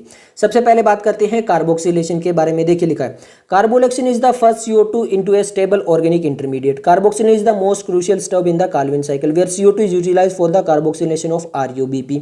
RuBP कार्बोक्सिलेशन कर रहे हैं। This reaction is catalysed by the enzyme RuBP carboxylase which result in the formation of 2 molecule of 3BGA। कितने मॉलिक्यूल? 2 मॉलिक्यूल। कितने मॉलिक्यूल? 2 मॉलिक्यूल। साफ साफ NCERT ने लिख दिया है, लिख दिया, नीट 2020 में आ चुका है। Since this enzyme also have an oxygenation activity, इसके पास ऑक्सीजनेशन एक्टिविटी होती है, इसको मोर करेक्ट क्या बोला जाता है? रुबिस्को एंजाइम बोला जाता है। बायोमोलिक्यूल के अंदर हमने इसको पढ़ा भी था, इसका यूज यहाँ पे आया है। तो ये कार्बोक्सिलेशन वाला प्रोसेस है, कुछ नहीं किया गया, CO2 को यहाँ से लिया गया है और इसको 2 मॉलिक्यूल बना दिए गए 3-फॉस्फोग्लिसरिक एसिड के। ठीक है, उसके बाद में रिडक्शन आता है। अब रिडक्शन में ध्यान से देखिए, these are a series of reaction that lead to the formation of glucose. यहाँ पे ये रिलीज होती है जहाँ पे ग्लूकोज बनाया जाता है। This step involve the utilisation of कितने molecule of ATP? 2 molecule of ATP for 1 phosphorylation and कितने molecule of NADPH? 2 NADPH for the reduction of पर CO2 मॉलिक्यूल। क्लियर हो गया? क्योंकि जो एक मॉलिक्यूल बना था PGA का वो 1 ATP ले रहा था, तो 2 मॉलिक्यूल बने हुए थे इसलिए 2 ATP लग रहे थे। अब क्लियर? आगे लिखा हुआ है देखिए, the fixation of 6 molecule of CO2 6 turn off the cycle. तो 6 बनाने हैं तो 6 ही साइकिल चलेगी। For the formation of 1 molecule of glucose, क्योंकि ग्लूकोज में तो 6 कार्बन होते हैं, ये तो एक का चक्कर है ना, ये चक्कर जो लग रहा है 2 ATP 2 NADPH 1 ATP और ये 2 मॉलिक्यूल, ये तो केवल एक ही चक्कर लग रहा है। यहाँ पे तो एक ही CO2 आया है तभी ये हुआ है, ऐसे ऐसे 6 आएंगे ना। तो इसलिए तो ये चीज़ समझ में आ गई। तो ये चीज़ होती है रिडक्शन। अब रीजनरेशन में क्या होगा, रीजनरेशन में सिंपल है कि जो CO2 के लिए RUBP फ्री होगा और फिर वापस एक CO2 को पकड़ के लाएगा। Is the CO2 acceptor molecule RUBP is crucial if the cycle is continue uninterrupted. The regeneration trap require 1 ATP, वो 1 ATP फॉस्फोराइलेशन होता है और RUBP वापस फ्री हो जाता है वापस अगले CO2 को पकड़ने के लिए। इस टाइप से ये साइकिल चलती है। साइकिल क्यों चलती है, क्योंकि RUBP फ्री होता रहता है, फिर CO2 को उठा के लाता है। अब यहाँ पर आप देख सकते हो ये सब कुछ जो मैंने बताया वो लिखा हुआ है, देखिए। हेंस फॉर एवरी CO2, हर एक CO2 मॉलिक्यूल के लिए केल्विन साइकिल जो होती है वो कंटिन्यू चलती रहती है। 3 मॉलिक्यूल ऑफ ATP, एक जब ये साइकिल कंप्लीट कर रही है तो 3 ATP लग रही है। क्यों, क्योंकि जो 2 ATP है वो तो लग रही है रिडक्शन में और एक लग रही है रीजनरेशन में, तो टोटल होगी 3। 2 NADPH रिक्वायर, क्यों, क्योंकि वो रिडक्शन के अंदर 2 NADPH रिक्वायर हो रही है। It is probable to meet the difference in the number of ATP and use in the dark reaction of the Calvin cycle of the take place. अब ये आपको समझ में आ गया। तो ग्लूकोज बनाने के लिए 6 टर्न चलेंगे, तो यहाँ पर ये आपके सामने टेबल दी हुई है, आप देख सकते हो। 6 CO2 हमें फिक्स करने पड़ेंगे तब जाके एक ग्लूकोज बनेगा। तो ATP कितनी लग रही थी, एक साइकिल कंप्लीट हो रहा था तो वहाँ पे 3 लग रही थी, तो 6 साइकिल चलेगी तो 18 हो गई। एक साइकिल चल रहा था तो NADPH जो था वो 2 लग रहा था, 6 चलेगी तो कितनी लग गई, 12 लग गई। इन और आउट आपको समझ में आ चुका होगा, क्लियर हो गया। ओके, अब हम बात करेंगे कि C4 प्लांट, जो C4 पाथवे होता है वो कैसा होता है, क्या डिफरेंस होता है। सबसे पहले C4 जो प्लांट्स होते हैं, यहाँ पे देखिए, plants that are adapted to dry tropical region, यानी जहाँ पे थोड़ा सा जो रीजन है वो ड्राई रहता है वहाँ पर C4 पाथवे मिलता है, क्लियर है। और ये भी हमें पता है C4 के अंदर ऑक्जेलो एसिडिक एसिड जो 4 कार्बन कंपाउंड है वो फर्स्ट CO2 फिक्सेशन से स्टेबल प्रोडक्ट बनता है, जबकि C3 के अंदर जो था वो PGA बन रहा था। ये तो मेन डिफरेंस हो गया। इसके अलावा जो C4 प्लांट होते हैं वो उसमें क्या स्पेशल होता है, तो C4 are special, they have a special type of leaf anatomy. अब एक यहाँ पे स्पेशल टाइप की लीफ एनाटोमी होती है, वो कैसी होती है, देखिए। जो लीफ के अंदर जो आपके वेस्कुलर टिश्यू होते हैं उनके बाहर होते हैं स्पेशलाइज सेल्स जो थोड़े से लार्ज होते हैं, और इनको बोलते हैं बंडल सीड सेल। इनको क्या बोलते हैं, बंडल सीड सेल। और इनके बाहर जो होते हैं वो बाद में क्या होते हैं, मीजोफिल सेल्स होते हैं, क्लियर है। तो ये मेन डिफरेंस होता है, इस टाइप की लीफ एनाटोमी होती है C4 प्लांट्स के अंदर, यानी वहाँ पे बंडल सीड देखने को मिलते हैं।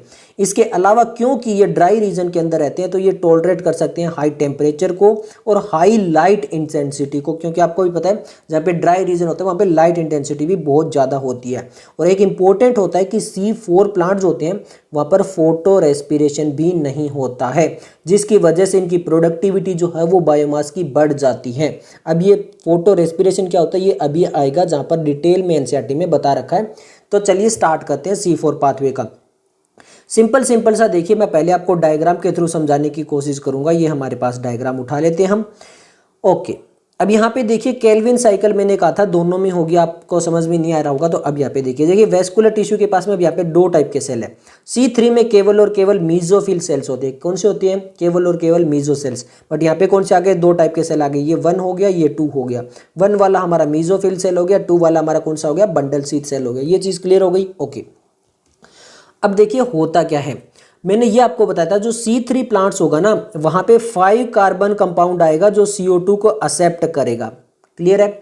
बट जो हमारा C4 प्लांट होगा ना, C4 पाथवे वाला जो प्लांट होगा वहाँ पर हमारे पास 3 कार्बन जो है वो कंपाउंड आएगा और वो CO2 को एक्सेप्ट करेगा और फिर 4 कार्बन कंपाउंड बनेगा। ये मेन डिफरेंस आपको समझ में आ गया। ओके, तो C3 के अंदर हमारे पास जो 5 कार्बन कंपाउंड था वो RUBP था, बट यहाँ पे जो 3 कार्बन कंपाउंड है वो है हमारा फोस्फोएनोल पाइरुवेट। फोस्फोएनोल पाइरुवेट कितना, ये 3 कार्बन कंपाउंड है। अब यहाँ से स्टार्ट कुछ होता है सब कुछ। देखिए मीजोफिल सेल के अंदर ना अब 2 एंजाइम की रिक्वायरमेंट होती है, एक होता है रूबिस्को और एक होता है पेपकेज। तो मीजोफिल सेल के अंदर हमारे पास जो है वो पेपकेज होगा। पेपकेज कौन सा होगा, फोस्फोएनोल पाइरुवेट। तो ये जो पेपकेज एंजाइम है फोस्फोएनोल पाइरुवेट कार्बोक्सिलेज इसका पूरा नाम होता है पेपकेज, ये मीजोफिल सेल के अंदर होता है। क्यों होता है, क्योंकि यहाँ पे जो कार्बन आया है CO2 आया है उस कार्बन को ये फिक्स करेगा, क्लियर है। बट यहाँ पे रूबिस्को एंजाइम नहीं होता है। कौन सा एंजाइम नहीं होता है, रूबिस्को। तो मीजोफिल सेल के अंदर आपका रूबिस्को एंजाइम प्रेजेंट नहीं होता है, केवल पेपकेज होता है। क्लियर हो गया। ओके, पेपकेज क्यों होता है, रूबिस्को क्यों नहीं होता, क्योंकि रूबिस्को चाहिए हमें केल्विन साइकिल के लिए और ये यहाँ पर होगी बंडल सीट में, इसलिए यहाँ पर तो रूबिस्को होगा, दोबारा बता रहा हूँ, यहाँ पर तो रुबिस्को होगा और पेपकेज नहीं होगा। पेपकेज क्यों नहीं होगा? क्योंकि यहाँ पे जो C3 एसिड है उसको CO2 के साथ फिक्स नहीं करवाना है, इसको मीजोफिल में फिक्स करवाना है। तो पेपकेज केवल यहाँ पे होगा और रुबिस्को केवल यहाँ पे होगा। इन दोनों को एंजाइम को अलग अलग कर दिया है। क्लियर हो गया? यहाँ पर केवल और केवल पेपकेज होगा और यहाँ पे केवल और केवल रुबिस्को होगा। फिर बता रहा हूँ 2-3 बार क्वेश्चन आ चुका है, 2017 में, 2019 में और नीट 2020 में भी क्वेश्चन आ चुका है। तो ध्यान से 2013 में भी ये क्वेश्चन पूछा जा चुका है, तो ये चीज़ ध्यान से। अब देखिए क्या हुआ है, CO2 आया, फॉस्फोइनोल जो 3 कार्बन था उसके साथ में फिक्स्ड होकर 4 कार्बन एसिड बना लिया। 4 कार्बन एसिड यहाँ पे बना लिया, उसको ट्रांसपोर्ट कर दिया कौन से सेल के अंदर? बंडल शीथ सेल के अंदर प्लाज्मोडेस्माटा के थ्रू। क्लियर है? ये C4 एसिड आ गया, यहाँ पर डीकार्बोक्सिलेशन किया। ये केल्विन साइकिल वाला डीकार्बोक्सिलेशन नहीं है, पहले बता रहा हूँ, ये अलग डीकार्बोक्सिलेशन है। केल्विन साइकिल तो कंप्लीट वैसे ही चलेगी, डीकार्बोक्सिलेशन, रीजनरेशन, वो सब कुछ तो वहाँ पे चलेंगे ही चलेंगे, बट वहाँ पे कार्बोक्सिलेशन था, रिडक्शन था और रीजनरेशन था, डीकार्बोक्सिलेशन वहाँ पर भी नहीं था। तो यहाँ पर क्या हो रहा है देखो, यहाँ पर सिंपल समझिए, यहाँ पे फिक्सेशन हो रहा है, फिर ट्रांसपोर्ट होकर यहाँ पे C4 आ गए। डीकार्बोक्सिलेशन का मतलब क्या है? उसको अलग अलग कर दिया, कार्बन डाइऑक्साइड को यहाँ पे निकाल दिया और यहाँ पे C3 एसिड को भेज दिया। C3 एसिड को वापस मीजोफिल सेल के अंदर भेजा रीजनरेशन करके, और यहाँ पे वो वापस फॉस्फोइनोल पाइरुवेट होकर वापस एक CO2 को एक्सेप्ट करके लाएगी, C4 एसिड बनाएगी और यहाँ पे वापस CO2 को छोड़ देगी। सिंपल देखिए हो क्या रहा है, CO2 को मीजोफिल सेल से यहाँ पर लाके वापस छोड़ रहे हैं, ये काम होता है C4 के अंदर। ये चीज़ क्लियर हो गई? बस ये इस डायग्राम से आप समझ जाइए, ये हो रहा है। और यहाँ पे जो कार्बन जो एक्सेप्टर है वो C3 है, जिसका नाम है फॉस्फोइनोल पाइरुवेट। बस यही चल रहा है और कुछ नहीं चल रहा है यहाँ पर। अब आपके सामने सारी चीज़ें हम कर देते हैं। देखिए जो NCERT ने लिखा है वही हम यहाँ पे स्टार्ट करेंगे। सबसे पहले यहाँ तक आपको समझ में आ गया C3 और C4 में क्या क्या डिफरेंस है। Particularly large cells around the vascular bundle C4 plants है बंडल शीथ सेल, समझ में आ गया। And the leaves with such anatomy are shows the Kranz anatomy. Kranz anatomy, Kranz का मतलब होता है वर्थ। वर्थ का मतलब आपने कई बार ये देखा होगा कि जैसे कोई प्राइम मिनिस्ट्री या फिर कोई भी बड़ा जो हस्ती चलता है तो वहाँ पर आप देखते हो ऐसे फ्लावर्स का जो है वो बुके होता है, बट वो सर्कल में होता है, वो वहाँ पे जाके उसको शहीद को रखते हैं, तो उसको बोलते हैं व्रत। तो क्लियर है? इस टाइप का जो वो सर्कल के अंदर होता है, यहाँ पे आपका वेस्कुलर टिश्यू हो जाएगा, ठीक है, और यहाँ पर उसके बारे में इस टाइप के सेल्स हो जाएंगे। जो आपके द बंडल शीथ सेल में बी फ्रॉम सेवरल लेयर, ये बहुत सारी लेयर्स हो सकती है अराउंड द वेस्कुलर बंडल। अब यहाँ पे क्या होता है? लार्ज नंबर ऑफ क्लोरोप्लास्ट होता है, thick wall impervious to gas exchange, no intercellular space, कोई भी गैसेज एक्सचेंज नहीं हो सकती, मतलब जो CO2 अंदर है वो बाहर नहीं जा सकती, ठीक है, कोई भी इंटरसेलुलर स्पेस नहीं होता है। अब इंपॉर्टेंट है, यहाँ पर बोला गया दे में cut be the section of C4 plant के 2 एग्जांपल दिए गए, मेज एंड सोरगम, और यहीं से आपके जो क्वेश्चन है ये क्रेंच एनाटॉमी वाले से AIPMT 2010 में, 2011 में और नीट 2021 में क्वेश्चन पूछा गया। एग्जाम्पल सोरगम दिया गया था। अब सोरगम और मेज आपको याद रखने की वो C4 प्लांट्स है। क्लियर है? ओके तो यहाँ पर भी वापस वही चलता है कि वो बंडल शीथ सेल जो होते हैं वो होते हैं the presence of bundle sheath would identify the C4 plant. जिसके पास बंडल शीथ सेल होंगे वो केवल और केवल क्या कहलाएगा? C4 प्लांट्स कहलाएगा। अब ये जो पाथवे है जो हमने डायग्राम में डिस्कवर किया है, इस पाथवे को बोला जाता है हैच एंड स्लेक पाथवे, और ये भी एक साइक्लिक प्रोसेस है। ये जो पाथवे है जो C4 के अंदर हो रहा है इसको क्या बोला गया है? Hatch and Slack pathway. Scientist ने डिस्कवर किया था, इसलिए उनके नेम के बेस पे हैच एंड स्लेक पाथवे इसको बोला गया है। डायग्राम में बता चुका हूं। सबसे पहले क्या आता है? CO2 आता है। CO2 को जो एक्सेप्ट करता है वो 3 कार्बन है, तभी तो 3 और 1 ये वाला कार्बन हो गया, 4 कार्बन बनता है। जो एक्सेप्ट करता है वो फॉस्फोइनोल पाइरुवेट होता है, जिसको पेप बोलते हैं, present in the mesophyll cell. ये कहाँ पे होता है? मीजोफिल सेल में। The enzyme responsible for this is PEPcase. जो पेप और कार्बन डाइऑक्साइड को मिलाता है उसको बोलते हैं पेपकेज, और ये कहाँ पे मिलेगा? मीजोफिल में। It is important to register that the mesophyll cell lack Rubisco.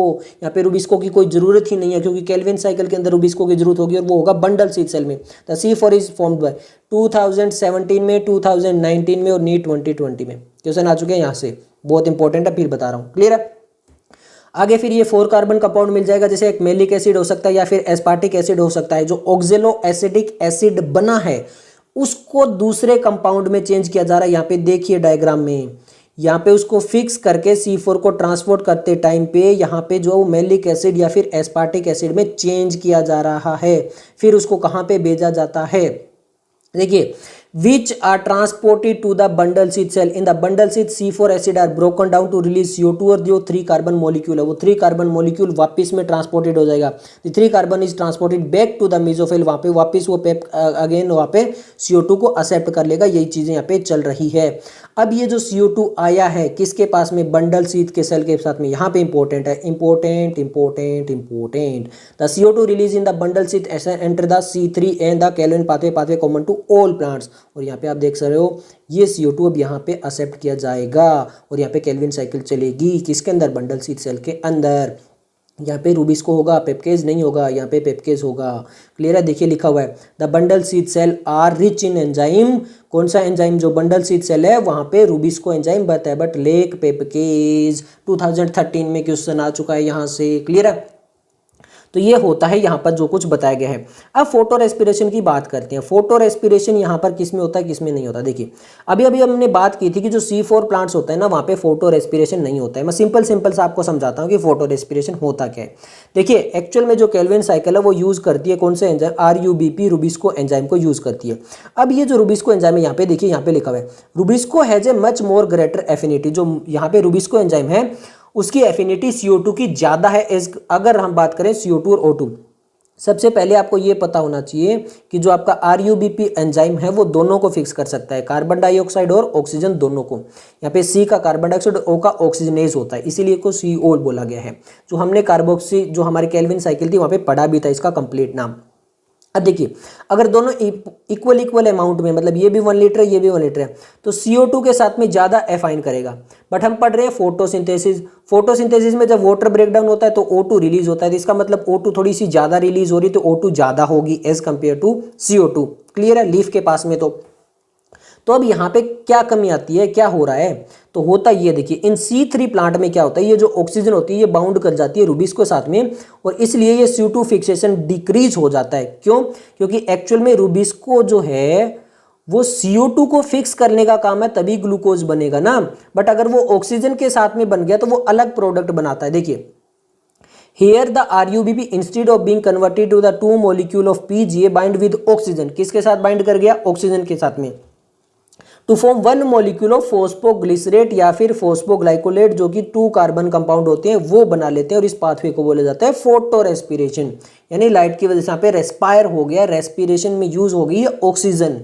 Oxygen जब यूज होती है कुछ और बनाते हैं तभी तो रेस्पिरेशन बोलते हैं. तो यहाँ पे लाइट के अंदर ऑक्सीजन यूज कर लिया तो उसको बोलते हैं फोटो रेस्पिरेशन. सिंपल है. अब आप ये कहोगे कि ये C4 प्लांट के अंदर क्यों नहीं होता. यहाँ पे लिखा है इन C4 plant photo respiration does not occur because यहाँ पर ऐसा मैकेनिज्म है जिसके द्वारा CO2 की कंसंट्रेशन जो है वो बहुत ज्यादा बढ़ा दी जाती है RUBP के साथ में. आप कहोगे कैसे, अब ध्यान से देखो हुआ क्या था. एक्चुअल में यहाँ पे मेसोफिल सेल के अंदर दोनों चीजें चल रही होती है. C3 प्लांट्स के अंदर, C3 प्लांट्स के अंदर यही सब कुछ चल रहा होता है. RUBP आता है CO2 को लेता है और वहाँ पे वो सब कुछ कर रहा होता है.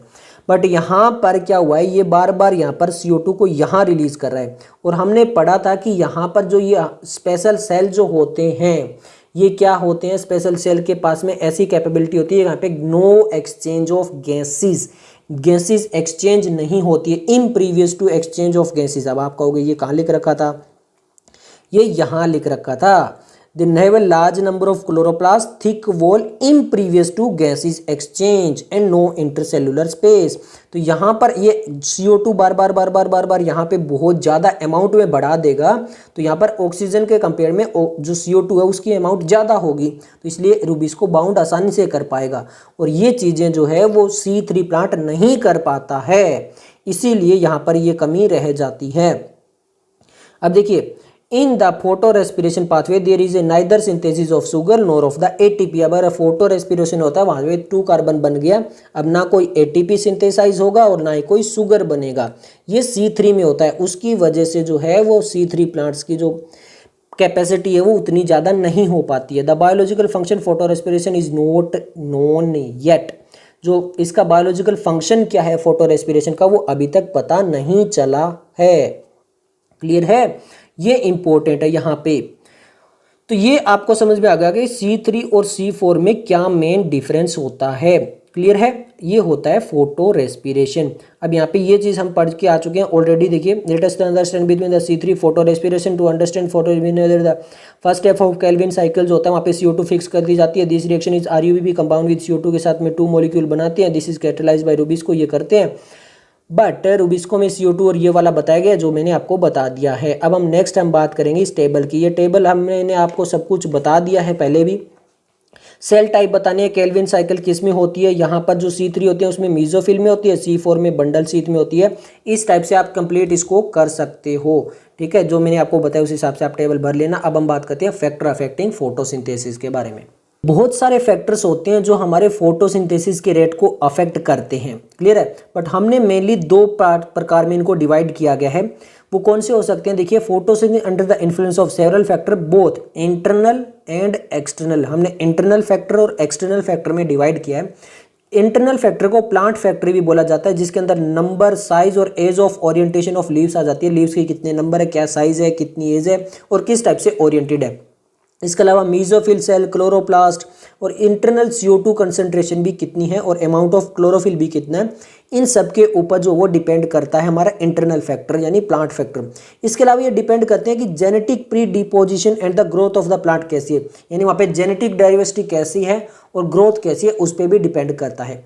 अब बात करते हैं एक्सटर्नल फैक्टर की। तो एक्सटर्नल फैक्टर से 2018 में क्वेश्चन आ चुका है। यहाँ पर availability of sunlight, temperature, CO2 concentration और वाटर, 4 मेन जो फैक्टर है वो दिए जाते हैं कि ये एक्सटर्नल फैक्टर होते हैं। तो यानी प्लांट फोटोसिंथेसिस के अंदर बहुत सारे फैक्टर हो गए जो कि अफेक्ट कर सकते हैं इस रेट को। तो हमें कैसा पता चलेगा कि कौन से फैक्टर की वजह से जो रेट जो वो अफेक्ट हुआ है? तो यहाँ पर आते हैं लॉ ऑफ लिमिटिंग फैक्टर। अब ये लॉ ऑफ लिमिटिंग फैक्टर क्या होता है? देखिए, when several factor affect any biochemical process, जब बहुत सारे फैक्टर अफेक्ट कर रहे हैं तो जो ब्लैकमैन साइंटिस्ट थे 95 में, इन्होंने एक इंट्रोड्यूस किया लॉ ऑफ लिमिटिंग फैक्टर। अब ये लॉ ऑफ लिमिटिंग फैक्टर की डेफिनेशन क्या है? देखिए, if a chemical process is affected by more than one factor, यानी कोई एक केमिकल प्रोसेस एक से ज़्यादा फैक्टर से अफेक्ट हो रहा है, then its rate will be determined by the factor which nearest to its minimum value, यानी जो सबसे ज़्यादा अफेक्ट कर रहा है तो उसकी मिनिमम वैल्यू से उसको डिटरमाइन किया जाएगा। It is factor which directly affect the process if it's quantity is change, ये डायरेक्टली अफेक्ट करता है, क्लियर है। फॉर एग्जाम्पल, जैसे एक एग्जाम्पल दिया, इससे आपको समझ में आ जाएगा। मान लो कि ग्रीन लीफ है, क्लियर है, ऑप्टिमम पूरी लाइट है, CO2 कंडीशन भी बिल्कुल सही है, फिर भी जो वो फोटोसिंथेसिस नहीं कर पा रही, इसका रीज़न क्या हो सकता है? इसका रीज़न हो सकता है if the temperature is very low. अगर टेम्परेचर बहुत कम है तो वहाँ पे वो फोटोसिंथेसिस नहीं कर पा रही है, तो इसका मतलब क्या है कि यहाँ पे जो है वो फैक्टर अफेक्ट कर रहा है टेम्परेचर। क्लियर हो गया। अब हम एक एक करके देखते हैं। सबसे पहले बात करते हैं लाइट की। अब आपको पता है कि लाइट जो होती है वो डिपेंड करता है कि वो क्वालिटी कैसी है, इंटेंसिटी कैसी है उसकी, ठीक है। इसके अलावा ड्यूरेशन ऑफ एक्सपोजर कितना है, मतलब कितने टाइम तक लाइट रहती है और लाइट की इंटेंसिटी क्या है, ये फैक्टर अफेक्ट करता है। अब इसमें बिल्कुल एक लीनियर रिलेशनशिप है। क्या रिलेशनशिप है ये देखिए, at low light intensity CO2 fixation rate at the low light intensity जो है वो कम रहता है, क्लियर है। तो अब आप देखोगे लाइट इंटेंसिटी, क्लियर है, और रेट ऑफ फोटोसिंथेसिस। जैसे जैसे लाइट इंटेंसिटी बढ़ती है रेट ऑफ फोटोसिंथेसिस भी जो है वो बढ़ता है, क्लियर है। फिर एक टाइम आता है उसके बाद में लाइट इंटेंसिटी कितनी कर दो, फोटोसिंथेसिस का रेट जो होता है वो सेम रहता है, क्लियर हो गया। तो यहाँ पर जो वो ज़्यादा मेनली अफेक्ट नहीं करता है, जो बाकी फैक्टर अफेक्ट करते हैं उतना ज़्यादा ये अफेक्ट नहीं करता है। इसके अलावा देखिए, what is interesting to note that light saturation occur at 10% of the full sunlight, मतलब जो सनलाइट होती है फुल उसकी केवल 10% भी आ गई तो वहाँ पर वो फोटोसिंथेसिस जो है वो सैचुरेशन पे पहुँच जाएगा, यानी उससे ज़्यादा वो फोटोसिंथेसिस नहीं कर पाएगा, वो उसके लिए बिल्कुल परफेक्ट है। हैंस अगर वो डेंस में या फिर शेड के अंदर प्लांट नहीं है तो लाइट जो होती है वो रेयरली एक लिमिटिंग फैक्टर होती है।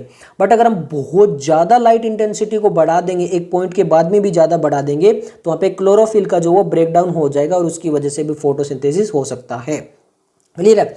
नेक्स्ट हम बात करते हैं CO2 कंसंट्रेशन की। अब CO2 कंसंट्रेशन जो वो सबसे मेजर लिमिटिंग फैक्टर है, क्यों? क्योंकि ये जो एनवायरनमेंट के अंदर बहुत कम है। बट कूडोज टू द हमारी जो गवर्नमेंट वगैरह जो इसके लिए कुछ भी नहीं करती और हम जो खुद एनवायरनमेंट में इतना ज़्यादा पोल्यूशन कर रहे हैं उसकी वजह से CO2 हम बहुत ज़्यादा बढ़ा रहे हैं, तो वो तो कोई मेजर फैक्टर ज़्यादा टाइम में रहने वाला नहीं है। ओके। बट अब हम उसको छोड़ते हैं, यहाँ पे आते हैं एनसीईआरटी में। तो यहाँ पर अभी तो एनवायरनमेंट के अंदर जो हम बात करें तो वो 0.03 से 0.04 जो है वो CO2 कंसंट्रेशन है, जो कि काफ़ी लो है। अब अगर इंक्रीज कर दे कंसंट्रेशन को 0.5 में, तो यहाँ पे CO2 फिक्सेशन रेट भी इंक्रीज हो जाएगा। ओके। बट अगर बहुत लंबे टाइम तक उसको रखा तो वो डैमेज भी करेगा, मतलब ज़्यादा कंसंट्रेशन CO2 कंसंट्रेशन बहुत लंबे टाइम तक अगर रही तो उससे भी जो फोटोसिंथेसिस है वो अफेक्ट हो जाएगा। क्लियर है। अब जो C3 और C4 प्लांट है वो डिफरेंट रिस्पॉन्ड करते हैं। अब कैसे रिस्पॉन्ड करते हैं फॉर एग्जांपल देखते हैं। सबसे पहले यहाँ पे आपको ये पता होना चाहिए कि अभी जो पर्टिकुलर टाइम है उससे अगर हम CO2 बढ़ाएंगे तो दोनों बढ़ेंगे।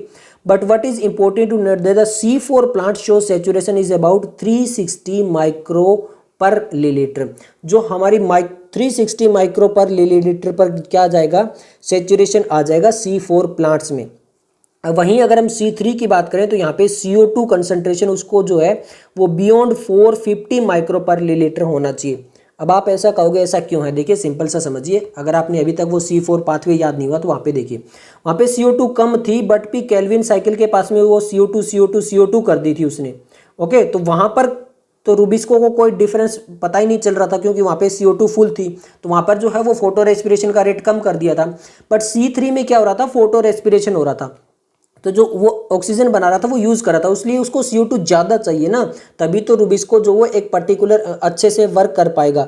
ऑक्सीजन नहीं, अगर CO2 ज़्यादा होगी तब। तो इसीलिए जो C3 प्लांट है ना, वहाँ पर ये जो CO2 कंसंट्रेशन है वो ज़्यादा दी गई है और C4 में कम दी गई है। ये एक मेजर फैक्टर यहाँ पे दिया गया है। क्लियर है। The fact that C3 plant respond to higher CO2 concentration by receiving increase the photosynthesis leading to higher productivity। समझ में आ गया। इसीलिए जो ग्रीन हाउस क्रॉप्स होती है such as tomato and bell pepper है वो अच्छी ग्रो हो सकती है। आगे लिखा है they are allowed to grow in carbon dioxide in rich atmosphere that leads to the higher yield. Next हम बात करते हैं टेम्परेचर की। अब टेम्परेचर जो होता है वो भी काफ़ी जो है वो अफेक्ट डालता है। क्यों? क्योंकि जो डार्क रिएक्शन हो रही होती है वहाँ पे एंजाइम्स का रोल होता है और वो एंजाइम्स जो होते हैं वो टेम्परेचर के कंट्रोल में होते हैं। तो यहाँ पर देखिए जो C4 प्लांट्स होता है वो हमने बात की थी हाइयर टेम्परेचर में ग्रो करते हैं जहाँ पे लाइट इंटेंसिटी भी बहुत ज़्यादा होती है। तो यहाँ पे C4 जो होते हैं वो हाई टेम्परेचर पे हाई रेट ऑफ फोटोसिंथेसिस देते हैं, जबकि C3 प्लांट जो होते हैं वो लोअर टेम्परेचर पे ऑप्टिमम ग्रोथ करते हैं। ये आपको याद रखना पड़ेगा। नेक्स्ट हम बात करें अगर वाटर की, तो यहाँ पे वाटर में देखिए क्या होता है। वाटर वैसे तो डायरेक्टली कोई इफेक्ट नहीं डालता, बट आप ये देखिए कि CO2 प्लस H2 इनको तो डायरेक्ट हम फोटोसिंथेसिस में ले रहे हैं ना, तो H2 अगर हम प्लांट को देंगे ही नहीं तो फिर तो बात बनेगी ही नहीं, क्योंकि यहाँ से ऑक्सीजन भी रिमूव होगी और फिर यहाँ से इसको यूज करके हम अलग प्रोडक्ट भी बनाएंगे, तो वो सब कुछ बनेगा नहीं। इसलिए यहाँ पर ये भी फैक्टर काफ़ी इंपॉर्टेंट हो जाता है। अब ये डायरेक्टली अफेक्ट करता है फोटोसिंथेसिस को, CO2 और वाटर डायरेक्टली अफेक्ट करते हैं। इसके अलावा वाटर स्ट्रेस और क्या कर सकता है, वाटर जो होता है वो CO2 को भी कम कर सकता है। अगर वाटर कम हो गया तो CO2 भी कम हो जाएगी। वो कैसे? वाटर स्ट्रेस क्या करेगी, स्टोमेटा को क्लोज कर देगी, इसकी वजह से CO2 जो अवेलेबिलिटी है वो भी कम हो जाएगी, बाहर से नहीं आ जाएगी। इसके अलावा और कैसे करेगी, वाटर स्ट्रेस हो गया तो जो लीव्स है वो विल्ट हो जाएगी, उसकी वजह से उसका सरफेस एरिया जो कम हो जाएगा, उसकी मेटाबॉलिक एक्टिविटी भी कम हो जाएगी, CO2 जो वो भी वापस कम हो जाएगी लेने के लिए। तो वाटर भी एक मेजर इफेक्ट डाल सकता है। तो ये सब कुछ इस चैप्टर के लिए। अगर आपको वीडियो पसंद आए तो लाइक कीजिए, दोस्तों के साथ शेयर कीजिए। मिलते हैं जल्दी नेक्स्ट वीडियो के साथ, तब तक के लिए धन्यवाद।